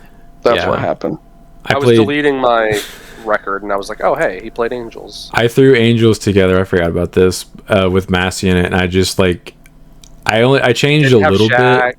Yeah, it was no Shax. And I had a couple of Chaos modes in there, too. Did you have Angemon? The CS Anja? Yeah, I'm pretty sure I did. Good card. Very good card. Very good card, dude. Drawing cards and having barrier is pretty nice. Yeah. Sudra Banes V2. CS Mastermon does have its OTK turns, but otherwise it's very linear. Regular Mastermon doing high roll turns is pretty much just as devastating and unpredictable and downright disgusting. CS is the cookie cutter you can prepare for, while normal version and expert hands is just frightening with decent openers. Oh yeah, Ben. I agreed. Like 1 to 2 memory. Ben with 1 to 2 memory has ended a board on me with double CS Moste and the 2 tapirs, and I was just like, yeah, got it. I have extensive playtesting versus Tribal Masty because that is Ben's primary deck, and it is not fun to play against. A global digital empire. I can't give out details, but you guys haven't figured out the dual card yet. Yeah, well, how about you tell your uncle, who clearly works at Bandai, to spill the tea? Yeah, tell your dad, John Bandai, to tell us, or give him permission to tell you. We won't tell. We promise. On this public platform, we won't tell anybody. Yeah, it's fine, dude. It's just between us. Just comment on this YouTube video and tell us. Join the Discord. Join the Discord. Bearcat 1883. When it comes to the Sakuya Advanced deck, all they have to do is reprint the older plugins and give them the plugin trait. Probably not going to happen. They've only errated they've only errated one card that I'm aware of. Even then, it was to fix the way it worked. It wasn't a reworking of the card. Yeah, it wasn't the people that printed worded the card didn't understand how the game worked, so it didn't work appropriately. Nah, that wasn't a translation thing. It was printed like that in Japanese too. It just didn't work. No, at this point, at this point, the way some of these cards come out, I think it's one guy working on the game. It's all just one guy. It's John Bandai is the entire. He's everybody. He's the translation team. He's the R&D team. Card design. That's why he keeps forgetting about all the old cards that would work really well. Like all the old cards that Hoodie's abusing. Forgot about it. What, 2 sets ago? Yeah, exactly. Forgot about that card. Yeah, he hates Garu cards. Tony Pino 18. Ruin mode is not as bad as you have a white tamer that give all of your Digimon plus 1k. Your SOLF they minus 10k your board though. Yeah, it really rustles my jimmies when a Hoodie player puts the key scale on the field. But I did play a Hoodie player in an online local event Thursday night, and at one point I did double ruin mode him, and I was like, you ain't playing the game on your turn, Buster. And then he hard passed, and then I killed him on my next turn. Feels good. It feels so good. I was like, you have nothing in that deck bigger than 10k. I'm just waiting for the meta to just do this around Hoodie. Just completely shift around it. It's been happening. That's what you have to do. It's people screwing around, having fun, and people trying to figure out how to counter Hoodie. And people playing Hoodie. Yeah. Yep. Like, it has outs. Like, they're not available to everybody. Not every deck can play Ruin. Not every deck can double Ruin on one turn. And not every deck can play Crimson Blaze. But there are things you can do, like the floodgates. Ben showed me the floodgates are a problem. You have to have multiple out, though, yeah. Yeah. One floodgate is not sufficient. Yeah. And he was able to double drop them, and I was just like, nice. I'm dead. Yeah. What was I gonna say? Oh yeah, it's just, the issue with Hoodie is not only does it just kill you, but it has a toolbox of answers to your answers, so it's harder to counter than most of the decks we've seen like this, because it has DEVO, DP reduction, and they just happen while they're comboing, which is ridiculous. The DNA mechanic in general. Yeah, I've always thought that was a problem since the starter deck Pyojamon came out, but you know, that's, you can't put that back in the box at this point, unfortunately. Nope. The box has been opened. Yeah.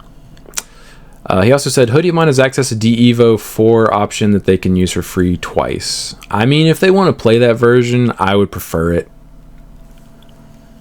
Yeah, that's definitely good for like the mid range.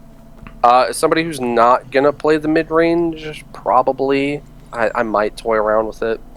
I'm probably just gonna go back to Omni for like a week or two to give these guys a break. I know they've been hoodied out. So to be honest, why I don't know why you gotta blame us. Nobody cares. Just say you want to play Omni, that you're itching, that you've got this feeling in your veins. You just gotta go Omni. Yeah, exactly. That's just be honest, Brandon. Look at my ultra. Yeah. I just haven't ultra anybody in weeks. Gas is right there, guys.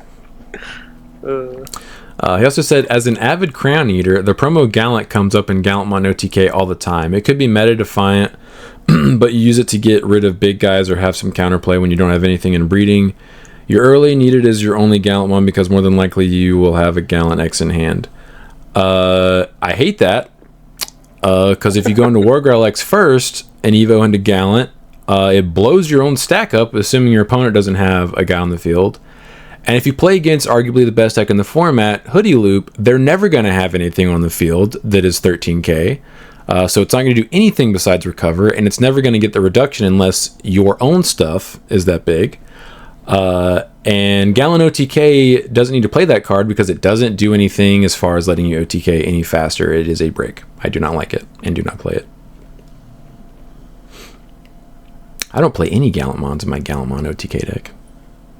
Except Gallon X. That is right. It's the only one you need. Yep.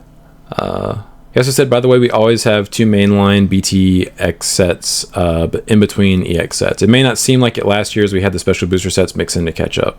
That's probably what it was, though. Yeah, that's fair. Yeah. It's been so long since we've just had the regular schedule. Yep. And now for Benjamin Wiseman to try to debunk our French fry as a vegetable. Benjamin Wiseman, 6567. Potatoes are biologically vegetables, but nutritionally starches. I wouldn't count them as vegetables. The best true healthy vegetable is onions. Regarding... No. What? No. What? Potatoes are vegetables. Yeah. You can't take this away from me. Yeah. If I eat a bowl of French fries, I had a salad. They're recognized culinarily as vegetables. I think that's all we need to... I'm with them on this. Yeah. Anyway.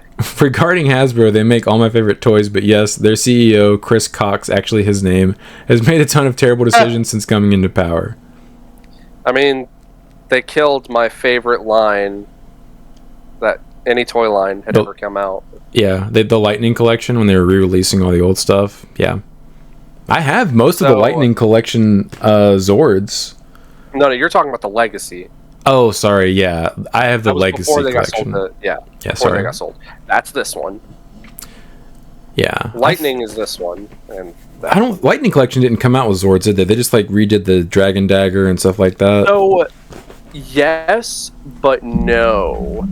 It's a whole can of worms. But basically, they re-released some of those, the Legacy ones, and they also did this thing called, I think it's Zap or something. They were like crowdfunded, like where you got like this guy right here, but he was actually full scale.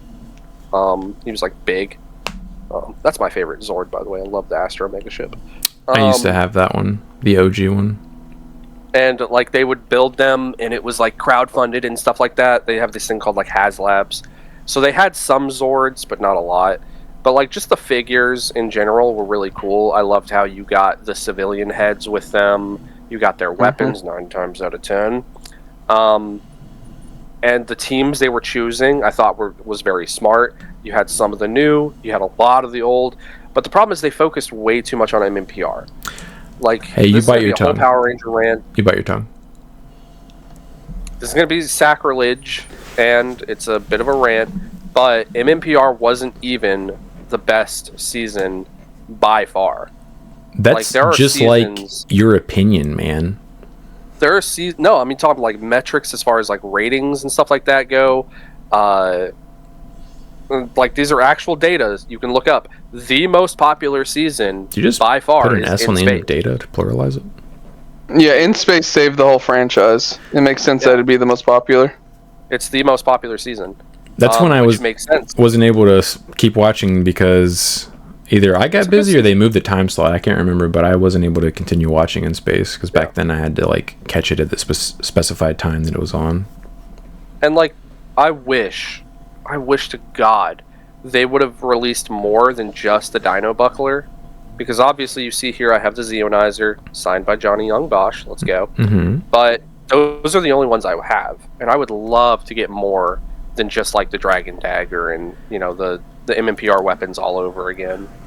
Like I would have loved to have gotten the Turbo, the Space, the Galaxy. Like I would have loved to get all of those seasons. I wanted them to keep going because I wanted to get the Rescue Megazord, yes. Turbo Megazord, because I used to have the Rescue Megazord and I had the Astra and the Delta. But I don't have those anymore, and I would have like gotten them again if they had continued doing it. Also, I think the reason why In Space saved the Power Rangers is because they spent too many seasons having vehicles as their Zords, and vehicles aren't anywhere near as cool as the stuff we had previously. Space. That is a big reason of what happened was when they went to Turbo. Turbo is like genuinely like not a bad season, but it fell off. It fell off because it went. Yeah, it was just cars. It was giant cars. Who cares? Yeah, and a lot of people lost interest in it, and then In Space saved the franchise by going into space and changing so much. Yeah. And Turbo was also the hardest to write for because it was a parody of Super Sentai. So like, it's like making a serious show for kids. Because they wanted to go serious. Like, the writers have come out in interviews and say, yeah, we wanted to go more serious like they did with In Space.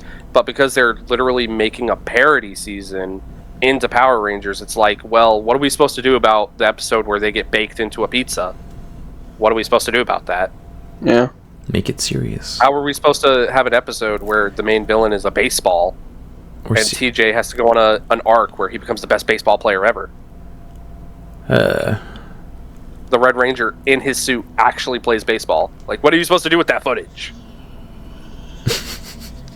I don't remember that. Happened. Did they use that in the English version? Yes. Oh, damn. Yes. I must have blocked that out. I don't remember that. The whole plot of the episode, because I rewatched it because I thought it was hilarious, because it's all on YouTube, by the way, is like a bully like shows up, of course, and is the most like generic bully character ever, and is like, bullying people because he's so good at baseball. And TJ, at the same time, is like, I'm not doing very good at baseball right now.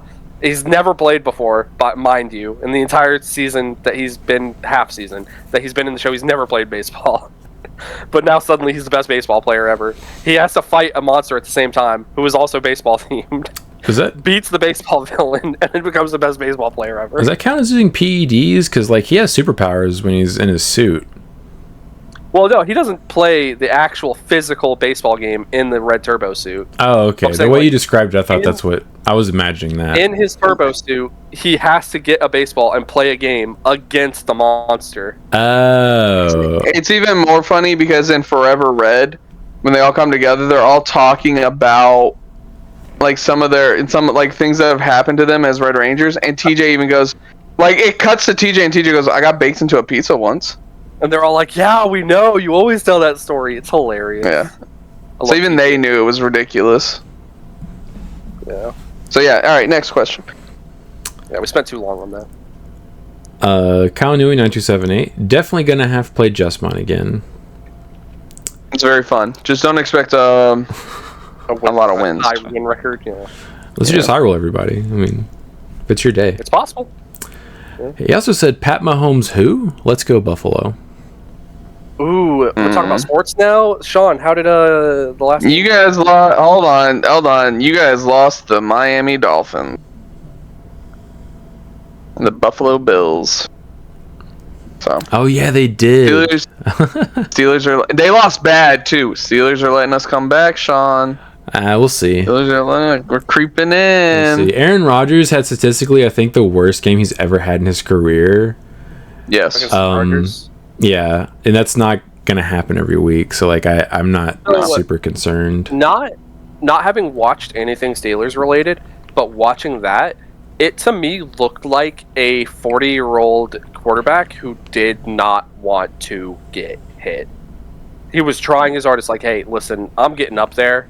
Stop trying to hit me. It was pretty funny watching Aaron try and make plays, and I'm like, dude, he's just not as mobile as he used to be a couple years ago. I think that Achilles injury really slowed him. He was trying to get away from Khalil Mack, who's running at him. I'm like, Aaron, you're used to be kind of mobile, but now at this rate, you can't get out of that stuff. I don't think even in his prime he's outrunning Khalil Mack. Trying to no, not at all. He's also like 41. He's a 41-year-old man. I think even without the Achilles injury, like, yeah, it's father time. He'd be struggling. But the issues he was having was his accuracy. Surprisingly, he just wasn't. Yeah. He overthrew DK Metcalf like once or twice. Yeah. One of those picks was not on him. It hit his receiver in the hands, and it bounced right into the corner hands. But I was going to say the 2 interceptions were actually, I don't think either of them were his fault. One of them was the tip, and the other one was the safety just putting himself in a really good position. So when the overthrow happened, he was just there. If he fits that ball in like he's capable of doing on most games, that's just a completion. So that one was definitely on him, but the other one was not. The other one just that receiver was like, I don't want to win this game. I'm never going to blame a quarterback for an interception that's off of a tip drill. Yeah. Like, if the ball hits somebody's hands and messes with the trajectory, I'm not blaming the QB for that. A lot of people have said that too, that like tip balls like that end up as interceptions shouldn't go on the quarterback's record. They really shouldn't. I mean, I don't think there's any way to retroactively do that, but I would agree with that if it were possible. Because like, your job is to put the ball in the receiver's hands. Once it hits their hands, that's on them. Yeah. Like, it's their job to catch it. There's also nuance. I think if you're throwing the ball and one of the D-line gets their hands up and tips it, I think that should count, because that's something you could have, like, because you threw it in a position where somebody could have tipped it. Yeah. I feel like the turnover should go to the last person that touched the ball offensively. I don't know how you would do interceptions that are off-tipped balls, but... Yeah, that's a good way to say that. He also said, Bronson Reed. Who is that? It's wrestler. He's a wrestler. Okay. I was like, I've never heard that name before. It's probably going to be Gunther. Let's be real. Especially after he beat who, Chris? Who did he beat for a title? Who was that? Who are we talking about? Who did John Cena just beat? What happened? The greatest of all time, Dominic Mysterio. Well, he's not the greatest of all time if he just lost his title. He's the greatest of all time. Let me know when you're done. That's my goat. We done. Done. People know the truth. Damien Carr 168, thanks for being a channel member. You are heavily underestimating how much Hoodie can minus DP prior to counter timing. I played against Gallant just the other day. In turn 3, they had a Gallant X with plus 8k. I knew they wanted to Crimson Ace me, and I promoted in minus 25k to them total prior to counter timing, so it would kill the 23k DP Crimson prior to their win digivolving. That wasn't even the max amount I could do. I just saw no reason to do more and focused on setting up pieces for the OTK. I did OTK them here. How much setup would you have to have for that? You'd have to have at least multiple Cheetos. Yeah, just a couple of Cheetos on the field already, and it's pretty easy. Just because you get to double dip at least one of them on the swing. Yeah. And then if you burn a shack, you could also do it again. Yeah. Because if you know exactly what your opponent's trying to do, like obviously he did here, you can use a couple of your pieces. You lose out on a couple of swings or a couple of checks, but you get rid of their entire defense. Yeah. Right. And if you have all the pieces you need anyway, like missing out on one swing isn't going to hurt you. Yeah. If you have multiple shacks in your hand already, you didn't need the first one. Yep. He also said, Shine Star Deck is coming in May of 2025. I'm assuming this is a typo and he meant 2026, which sucks because that's a while. Too far away. Yeah, along with BT23, which is going to be a Digimon Savers Data Squad theme set. Both of these should have dual cards in them. As for what the dual cards are, I'm guessing they will be 2 cards that have split arts like the BT19 Frontier Megas or the recent prizing for the pre-release Aces. I'm guessing they will have dual at the bottom of their cards along with a new box that extends off the card to the left or right. When both cards are placed together, it completes the effect text and it goes live. Potentially, though less likely, their names are also split and have a half and symbol going off, or ampersand symbol going off the card. When placed together, it makes them X and Y. No idea what these new cards or mechanics can do or how they will work. That sounds like I think Pokemon had cards like that. So what you're saying is it's basically taking the concept of our BT5 full art Omnis and turning them into an archetype of card, where you have to have both to create the full image. Which I don't see how that would work in practice. Unless you stuck them to the lower end cards, I can only ever see this being proper support for DNA decks. Yeah, because I was thinking, like, if it's 2 6s, like, how the hell does that work? Yeah, so, like, if it was a War Greymon and a Garurumon, that makes sense. If it was a Stingmon and an XVmon, that makes sense. If you just had, like, you know, Shine Greymon and Mirage, like, where's the crossover there? No, adventure deck. With how it's with around when it's coming out, the dual cards make way too much sense for that season to be the Tamer and the Digimon. Like, that makes way too much sense because that's the whole thing. Like, that's even how they do the burst modes. You have to have the Tamer on the field. You return it to your hand and you burst mode. Yeah. Yeah, so it could be burst modes as the dual cards. Or like the Tamers with the Digimon on it. And it's like treated as a Digimon or a Tamer. Does Marcus need his Agumon though? Like, if we're being for real? No. For real? He's out there fighting Digimon on his own. Yeah, he doesn't need Agumon. The Thomas though and the one chick, they do need their Digimon though. Yeah. Yeah. They're soft. All the Pawn Chessmons. All the Kintaro Smons. Yeah. That sucks, dude. It's going to be months before we find out what the hell they are. Why'd they even tell us about them a year before we get them? Yeah. Yep. I hate that, dude. This is the way. Yeah. Oreo X1000, you guys were right. Massey is phenomenal angel support. Using the Cupidon when attacking to bounce an ace target to security is great. Shakumon is also great for added aggression. It's really dope. Unfortunately, Hoodie It's in a Luke. meta that can't greatly utilize it. Yeah, if Hoodie wasn't a deck, or somehow they didn't have access to DP reduction and D-Evo, it'd actually be a pretty good deck for the meta, but one day, dude. When they banhammer Hoodie, that's when Angels will rise again. Well, if we're going to bring that up, can we also just really quickly discuss how we think it could happen? Because I think the easiest way to do it is what a lot of people are suggesting, and just a pair ban. I don't like doing pair bans, but if you do Hoodie with the CS rookies, the deck is... You can still have your mid-range version, you can still play Hoodie, but you're just not looping.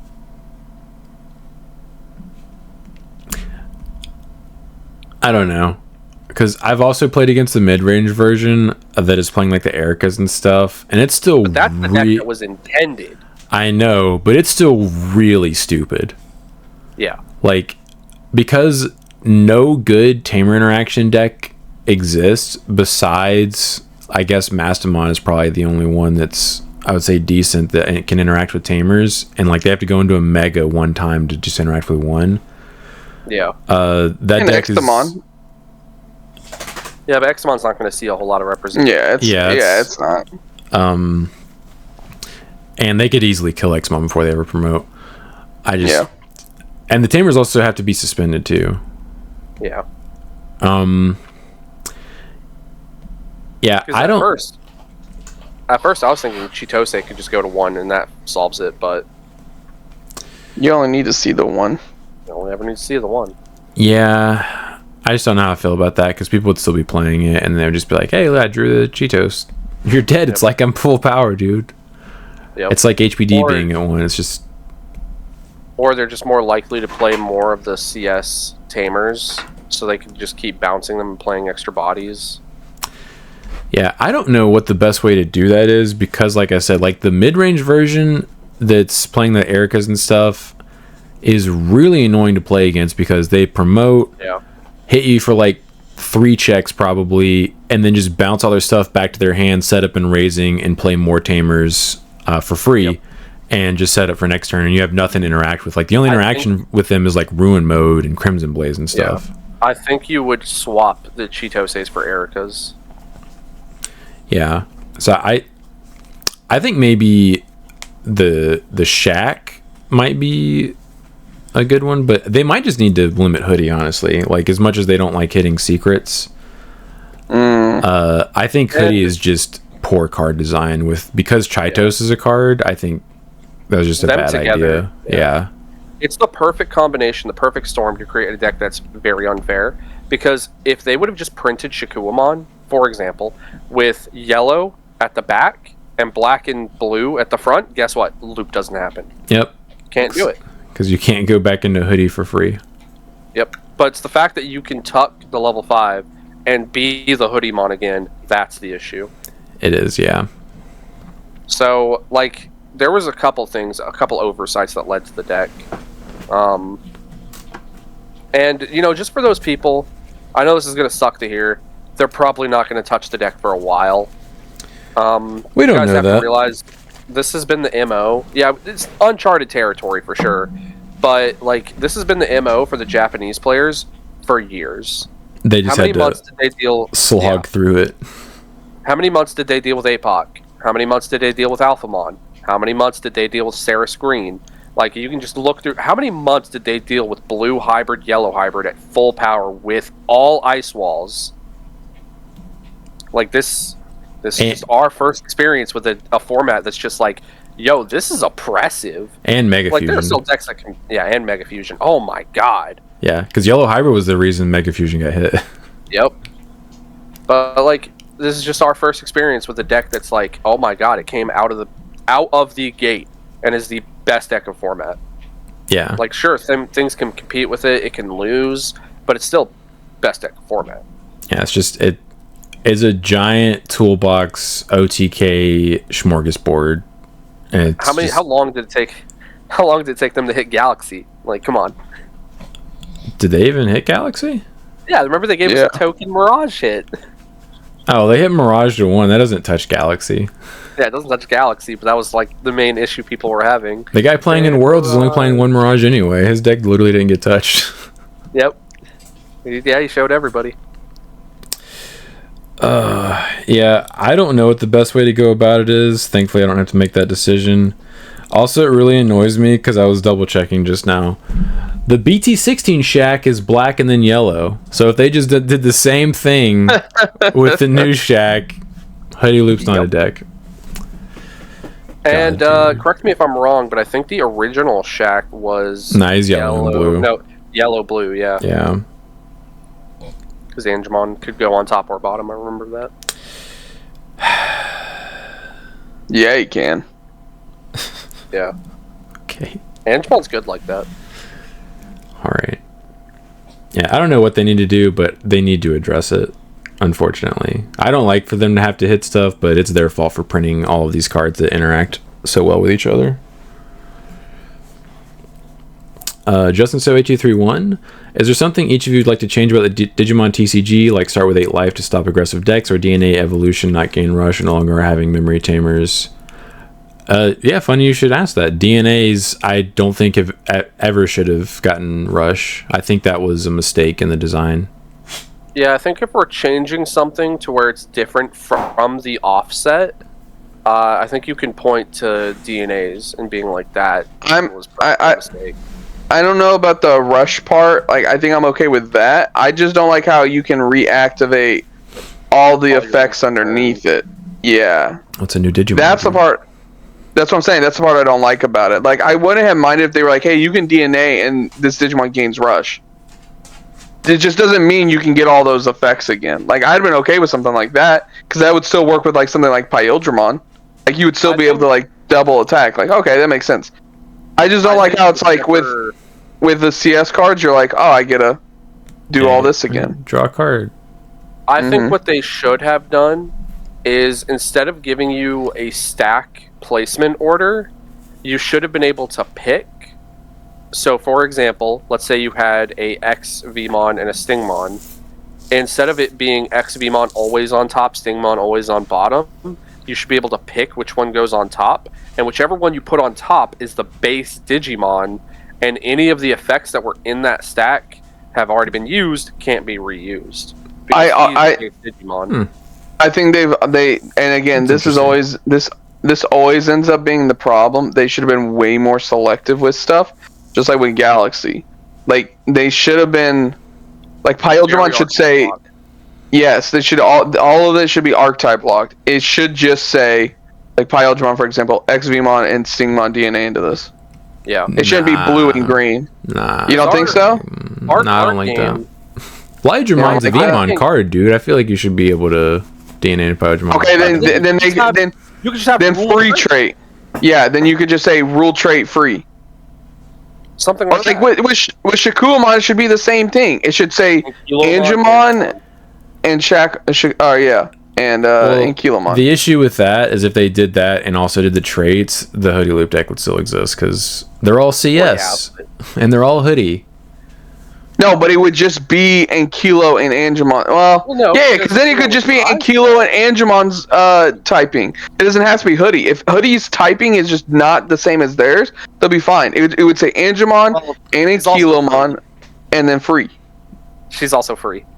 Is she free? Oh my god, then just change your type. Yeah, and Kilomon's free, Hoodiemon's free, Angemon's not free though, because you'd be cucking he's their own data, deck. Right? No. What? He's an angel, dog. Oh, angel, duh. Think about Patamon. He's a vaccine. Yeah, he's a vaccine. Yeah. Patamon being a data is still stupid, but... Yeah, Patamon's the data. Yeah, unfortunately. Yeah, I think I like... They should just be more selective with this stuff. Yeah. Their issue is they printed 3 waves of, hey, CS is on every single one of these cards. Feel free to figure out the best way to abuse all this. We didn't bother. Yeah. But I kind of like my idea, where you're forced to pick one of them as your base. Mm-hmm. Because then, let's say you pick the one that got hard played as your base, you can't swing. Yeah, I think that's interesting. I kind of like that. Yeah.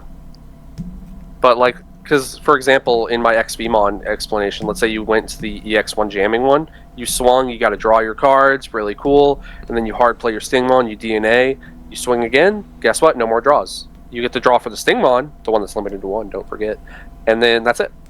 Promo Vmon would draw you cards all too. Yeah. You don't get to repeat all the ones that were in the XVmon stack. Because that's how it works kind of in Time Stranger, where you pick a base Digimon, and that base Digimon is the one that carries over the stats, carries over, like, that's how it's used. And when you de-evo it, you pick your base Digimon again, and then you separate them, so. Yeah, I think I like that concept. Gave me the idea. Because I think it just straight up being a new Digimon also means you're limited to what you can do to the Digimon. You can't give XVmon a boost, DNA, and keep the boost. You're just... I mean, that's never mattered. He's jamming. Yeah. But I'm saying, like, other DNA decks... XVmon, yeah. If you gave XVmon security check +1 some lunatic way, red plugin, for example, who cares? And then you DNA the Pyldra doesn't have security check +1 anymore. I mean, that's your fault for not waiting until you went to Pyldramon. Yeah, but I'm just saying, like, then also the negatives would carry over. If you give somebody minus security check and they DNA, it's no longer there. Yeah. So that's the big thing, is the negative effects, because you don't really care about the positive effects. Yeah. Well, I mean, they could have been creative with the positives, is what I'm saying, but yeah, obviously it doesn't matter, because that's not how DNA works. It does not. So, let us know in the comments what you guys would pick. Yeah. He also said, do you guys have plans to collab with other DigiTubers like Avault, Mario Gaming World, East, or Huang Zero? And Ashes Fall 9530, thank you for being a channel member, responded, Mario's gaming world is done. He isn't making vids anymore. No current plans to collaborate. Not that I'm against it, but I just don't have any plans. It's a lot of work. Well, it's Sean's channel. It's not like it's Sean's channel. So anything that would happen, he'd have to be through him. Yeah, Sean could just wake up tomorrow and be like, "Hey, I'm done. We're not doing the podcast." Me and Chris would just be like, "Oh, okay, I guess it's done." Yeah. Sean's a little focused on trying to get his invite. Yeah, unfortunately, that is my primary concern right now. I've met Avolt like, yeah, I'll make content, and then but regionals is right there. Yeah, I've met Avolt and Huang. They both seem like nice guys. I've never met East or Mario. Pretty sure Mario's Canadian and East lives in Japan, which makes sense. But yeah. He also said, who is each of your favorite Royal Knight? If I were to guess, Sean would pick either Lord Knightmon or Magnamon. Brandon will pick Omnimon, and Chris will pick Jesmon. I will surprise you. When it comes to the Royal Knights specifically, my favorite is Allforce. I like Omnimon as a Digimon. He's like my favorite, but like I don't know. When it comes to the Royal Knights, I look at Allforce and I'm like, nice. Okay. Chris? Jesmon is not my favorite Royal Knight. The problem I always have is I always have like multiple favorites, and it's hard for me to like pick one. If I had to pick just one Royal Knight, I would probably go Magnamon. So my favorite Royal Knight would either be Lord Knightmon or Magnamon X. I can't pick the X. Can't do it. Can't pick X. Hey, guess what it says in his traits on the card? Royal Knight. He is a Royal Knight. It's Magnamon, but just bigger. You have to pick Magnamon. No, I don't. Just Magnamon. Do you make the rules? No. Yeah, I did. It's either Lord Knight. You know what? It's either Lord Knightmon X or Magnamon X. There. Now you've gone and done it. They're both X antibody versions. It's between those two. You are correct. But I would never pick the level 4 Magnamon. I actually don't like him as a design. I just really like Magnamon X. Like even the BT9 version, like I thought he looked cool. I don't know. I don't really vibe with base Magnamon for some reason. I think Rapidmon looks cooler. Because it's a humanoid. It's a humanoid Vmon with armor on it. You know what would be absolutely crazy is if we got a full shot of like all of them, and Magna X was just a little bit taller than regular Magnamon, and all the cards just put him at an angle where he looks big. But at his actual size, yes, his actual size, like, because Xmon's massive, so he's like way bigger than all of them. But like like most of them are like comparable in size, like all the same size. But Magnamon is obviously way smaller, and we just get Magna X, and he's like maybe like a couple inches taller and just like bigger. And Sean's like, I hate this now. That would upset me. Yeah. Who's his favorite Dragon Ball character? Sean loves Short King. He's a Short King. Yeah, what is up with that? I mean, Goku's not tall either, dude. Vegeta just happens to be shorter. Goku's like 5'7". Lord Knightmon's canonical scaling is also super small. Is it? Lord Knightmon canonically, if you don't go off of the anime and their weird proportions, is about humanoid size. Like, just slightly bigger humanoid. Yeah. That is not true. Look at Time Strangers. He was massive. Height. Vegeta's the coolest character in Dragon Ball, and I think Magnamon X is cooler than Magnamon. Vegeta did canonically get taller as the series went on. He did. Bro was like up to Nappa's size, and then somehow he's like almost as tall as Goku. He slowly just got closer and closer to Goku as the series progressed, which it's super obvious. Slowly got bigger. Yeah. He slowly got a more swollen neck. I appreciate that he was no longer just like 5'1" or whatever he originally was when he came on the show. He looks better being closer to Goku's height than he does being like the tiny little rascal. I think if I were forced to pick their base forms, Magnamon would be like in the bottom. Like, might even be my least favorite. There's no way. Craniumon's right there. Kintarosmon's up there. Leopardmon's right there. I think Kintarosmon's cool. I think Leopardmon. I like Leopardmon design better than base Magna. Okay, it doesn't matter because guess who wins out of all of this? Magnamon. Magna. Yeah. No. He's got the power of full crap. Oh, I don't care about that. I'm talking about their designs. No, it don't matter. Mine beats all y'all's in a fight. Oh, okay, my Power dad can be your dadass. Boom. Yeah, I don't know why I don't really vibe with his design. Maybe it's just the cards. Like, I don't know. That one Larry dude. I've been messing around with the new Sequoia stuff, but I'm not sure what their angle is. I guess I need to see the other new option, but so far it seems to be a hide, promote, kill with 0 removal or versatility. It has a single play and that's it. Super weird. Yeah. Yep. Seems about that. Yeah. Justin So also said, why don't you guys bring Ben in the podcast sometimes? Ben's camera shy. He is invited. He does not come. That is strictly a Ben choice. It's not like I'm like, Ben, you can't come. Yes, get out. Ben will watch this. Ben will watch this and he will comment. Yeah, Ben has a standing invitation to be on the pod. He just chooses not to. I'm always surprised when he agrees. Like you guys get a massive treat on the ones that he actually shows up on because he's invited every time.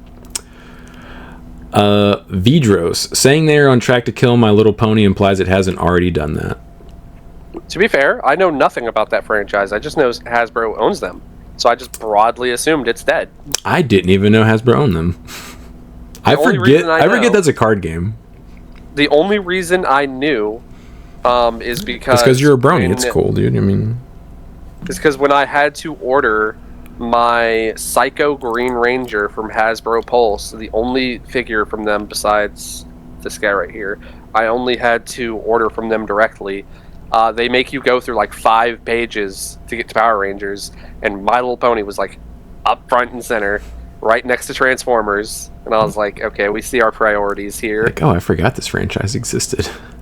Yeah, G.I. Joe's there, Star Wars is there, yeah. Iolko64, BT20 Jesmon X is only protected for the turn, not end of opponent's turn, so unless you got into it on your opponent's turn, it only really protects against aces. Yes, when you commented that, I reread it and I was like, damn, he right. I forgot that it's only for the turn. Genku X is until the end of your opponent's turn. Agreed. Yep. Why'd they make Genku X so much better than Jesmon X? That's so weird. Because Genku is his master. Give me some BS lore reason. Yeah, but Genku X is like, that's the only thing I can think of. Hey, everybody's protected until the end of your opponent's turn. I just remembered playing against Grayson last night, and he was asking me Magnamon, and he kept asking questions like the first game when I had it on the field. He's like, what about option cards? And I'm like, no. Anything that comes from your side of the field, no. He's like, that's till the end of my turn? I'm like, yes. You might as well forget he's even there. He's not you can't do anything to him. Fun fact, I actually checked his the stupid option card Giant Missile out of his security. And I didn't have the partition Sylphie underneath that Magna, and I was like, no. Oh, this feels so bad. Yeah, damn it. Yeah. I just know Sean picked up his very extensive stack and was like, I hate this. I don't want to be here anymore. I was like, dude, that's like one of the... Because I play 2 of the old BT8 Sylphie, but I rarely ever go into it because normally you see the new one before. That was like one of the only times I've ever gone into it, and it just happened to be versus a deck that's playing options in it. Triggered out of security, and I was like, dude, I could have just gone into a new Sylphie for free, evoed into another Magna X, and started swinging again, but no, it actually outs my stack. Boo. So, real quick, somebody just posted in the group page a hoodie loop deck, and I think it's more mid-range, but just a hoodie deck that just won an event, and its top end is unexpected, and I kind of find it hilarious. It's playing Black War Ace. I saw some Dino of those. and Shaq. I saw the 2 stars getting picked up, And I was curious why that was. Because, like, it's OTK-ish, I will say. Because, like, it's playing, obviously, all the cards you would need for the OTK, but then it's, like, a bit of a haberdashery of just extra crap that I don't think the deck needs. Like, a level 6. Yeah. And Dino B, and Golemon, Erica. Dino B, what the fuck? It's the red-purple one. Yeah. Because you can use it with Golemon. That's so awkward. I would hate it having that be my only 5 in my hand. Yeah. Hold on, doesn't it play out a body and give it rush? It plays out a free trait, level 5 or lower, and gives it rush. Well, it gives one Digimon rush, and then it has to attack a player. But so Huddy.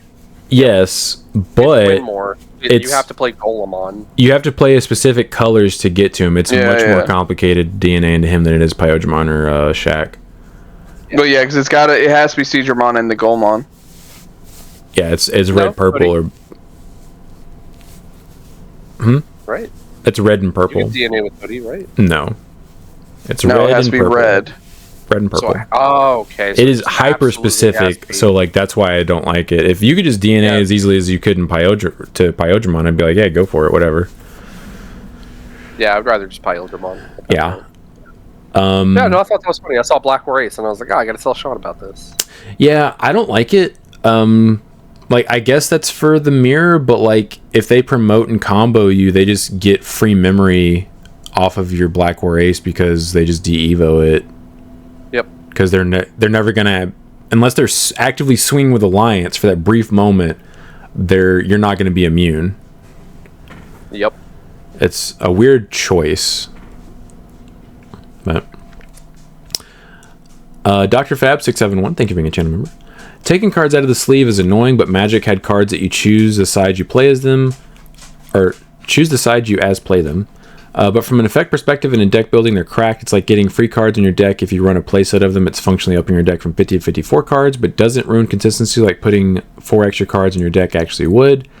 Magic balances them by typically making them slightly overcosted for their effects. Imagine we have a dual Min Boost rookie. It would be 4 cost to play your search, but it's worth it because the one card does so much, makes it very unlikely they are ever a dead card in hand. Yeah, that's fair. I like that. So, like, I don't like the idea of a back and forth card, but I like the idea. Yeah, I don't like that. I don't like that either because that would completely, because like what I have sleeved in my collection is sleeved in a smoke. Double sleeves. Yeah, I have. I'm double sleeve, but the base sleeve is a smoke back inner sleeve. So like I couldn't just easily flip the card over. Like I'll show you guys just so people. You'd have to get clear inner sleeves. Yeah, and I would have to re-sleeve my entire collection. Like that is a smoke back. This is the base inner sleeve. It's like you can see that way. Yeah, it'd be annoying. Yeah.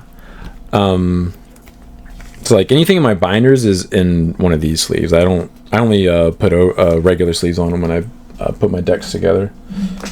Yeah, I wouldn't like that. No likey. Yeah, the concept seems cool. I do like versatility, but I would hate having to. I guess I'd only have to sleeve the new cards like that. But I would just hate having to buy different kinds of inner sleeves. This is just a random thought I had. Okay. We're talking about like the dual cards being also functionally like consistency boosters. Mm-hmm. I'm so proud of the Facebook page, as they haven't brought up banning trainings ever since Hoodie came out, and I wonder if there's a correlation there. I didn't think about that until you just mentioned it, but yeah, dude, I haven't seen a single we need to ban trainings because these decks just set up trainings and promote no TK. You know what we need to do? We need to ban all these damn tamers. The tamers are the reason why I'm losing. Damn tamers. It's not the Hoodie, dude. It's all these tamers, dude. If my opponent didn't have these tamers, I wouldn't be losing. Hoodie wouldn't do anything. Yeah. Oh, that's funny. I forgot about that. A Goatboy TM, thank you for being a channel member. CS Mastery does break a lot harder than Tribal. Both have OTK potential, but CS has a higher chance of high roll. I can agree with your reasoning, but I'm just a stubborn Tribal believer. Also, CS Mastery is way cheaper to play, so it's more approachable. EX6 Mirror is a bank account destroyer. Correct. Yo. Yeah. Having played against both, tested CS Mastery, I think Tribal is actually better. because like we've mentioned before, if CS Massey isn't comboing you, they're not doing anything. Nothing you actually care about if you're playing a good deck. Whereas Tribal is hyper annoying. Because like if you're playing Tamers, he goes into Promo Massey, gets rid of your Tamer, makes you cry. If you're playing Memory Boost, he puts a Tapermon on the field, tells you to eat dicks. If he can't remove your Tamer that plays dudes by effects, he puts a Pillowmon on the field. Yeah. Yeah. I wish You're not Ben having played a good CS. time, Mr. Krabs. Yeah, I wish Ben played the CS version. Funnily enough, so the EX6 mirrors are expensive. So Ben has 2 alt art EX6 mirrors and 3 regular arts. And unfortunately for him, he did what I did, which was like, I'm going to wait and see how cheap they get, and then I'll just pick up the other alt arts that I need. And it never happened before he pulled the trigger. And Ben is like me, where he wants all of his rarities to be the same in his deck, whether they're base rarity or whatever. So he is forced to play the regular arts, even though he has 2 alts. That's funny. Yeah, I told him he just needs to trade in some of his regular arts to buy his 3rd alt, but he would have to it'd have to be like an in-person transaction, because he would just be, I guess that's not entirely true. He would just have to play a mismatching rarity for a little bit while he waited for the exchange to go through. But God, dude, that EX6 one. It's expensive, dude. I was super curious. Yeah, I told him, I was like, dude, there's like a $20 difference. You might as well just because you'd be netting money, and you'd also be getting rid of extra, because you have 5 Mires. You don't need 5 Mires ever, and he only plays 3. How much of a difference? There was at one point there was like a $10 or $20 difference. It might be at one point. Okay. Yeah, it might be different now. This was like a week ago. The first verified seller is 145 at the moment. What's the base? Jesus. First verified 76. Yeah, see, he could still trade in 2 regular Mires for the 3rd alt, and he only plays 3. Alt. Damien Carr 168. Oh, what'd you say? I said Sag. Yeah, very. Damien also says, Medieval is a terrible tech choice for Hoodie. If you have a single Chitos or a single Anki, you remove Medieval. It doesn't change your play lines almost at all. Hexablow is only hard if you are on the DP gains from Galaxy. At base 12, she also isn't that hard to remove, but she does require you to do awkward play lines. That is true. Yeah, I've tested all of it, run the gamut. You are correct. Besides just forcing them to play awkwardly, if they have the stuff in their hand, it doesn't matter. The only things that I've found that are effective are mostly just ruin mode, and if they have the key scale on the field, you have to double ruin mode them. Yep. You can preemptively Crimson Blaze them, but that feels like such ass, because they'd never have anything on the field. Yeah, you're paying 6 memory so they don't kill you on the next turn. They're just like, okay, I'll just play more Tamers and kill you on the next turn. Stupid. Yeah, it feels pretty rough. Something needs to be done to that deck. There's not enough counters to it. It just has too many answers for your answers, and I just don't think that's healthy for the meta, because it's coming from the guy who plays nothing but I'm immune giant DP guy. That's saying something. Yeah, but there's answers to that card. Yeah. You could easily, if you were like, hey, Magna X is a problem, I need to play cards in my deck to answer it, you will have easy answers to Magna X. Yeah, there's Shakuamon. Taunt it, and then DP it, or Devo it, or something.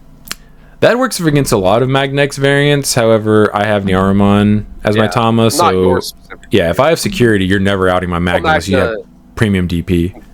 Yeah, Magna X DNA Pyldramon edition. Yeah, that you would cleanly out with a Shack. So they have answers in Hoodie for Magna X. That was the point. Yeah. Yeah, that's ridiculous.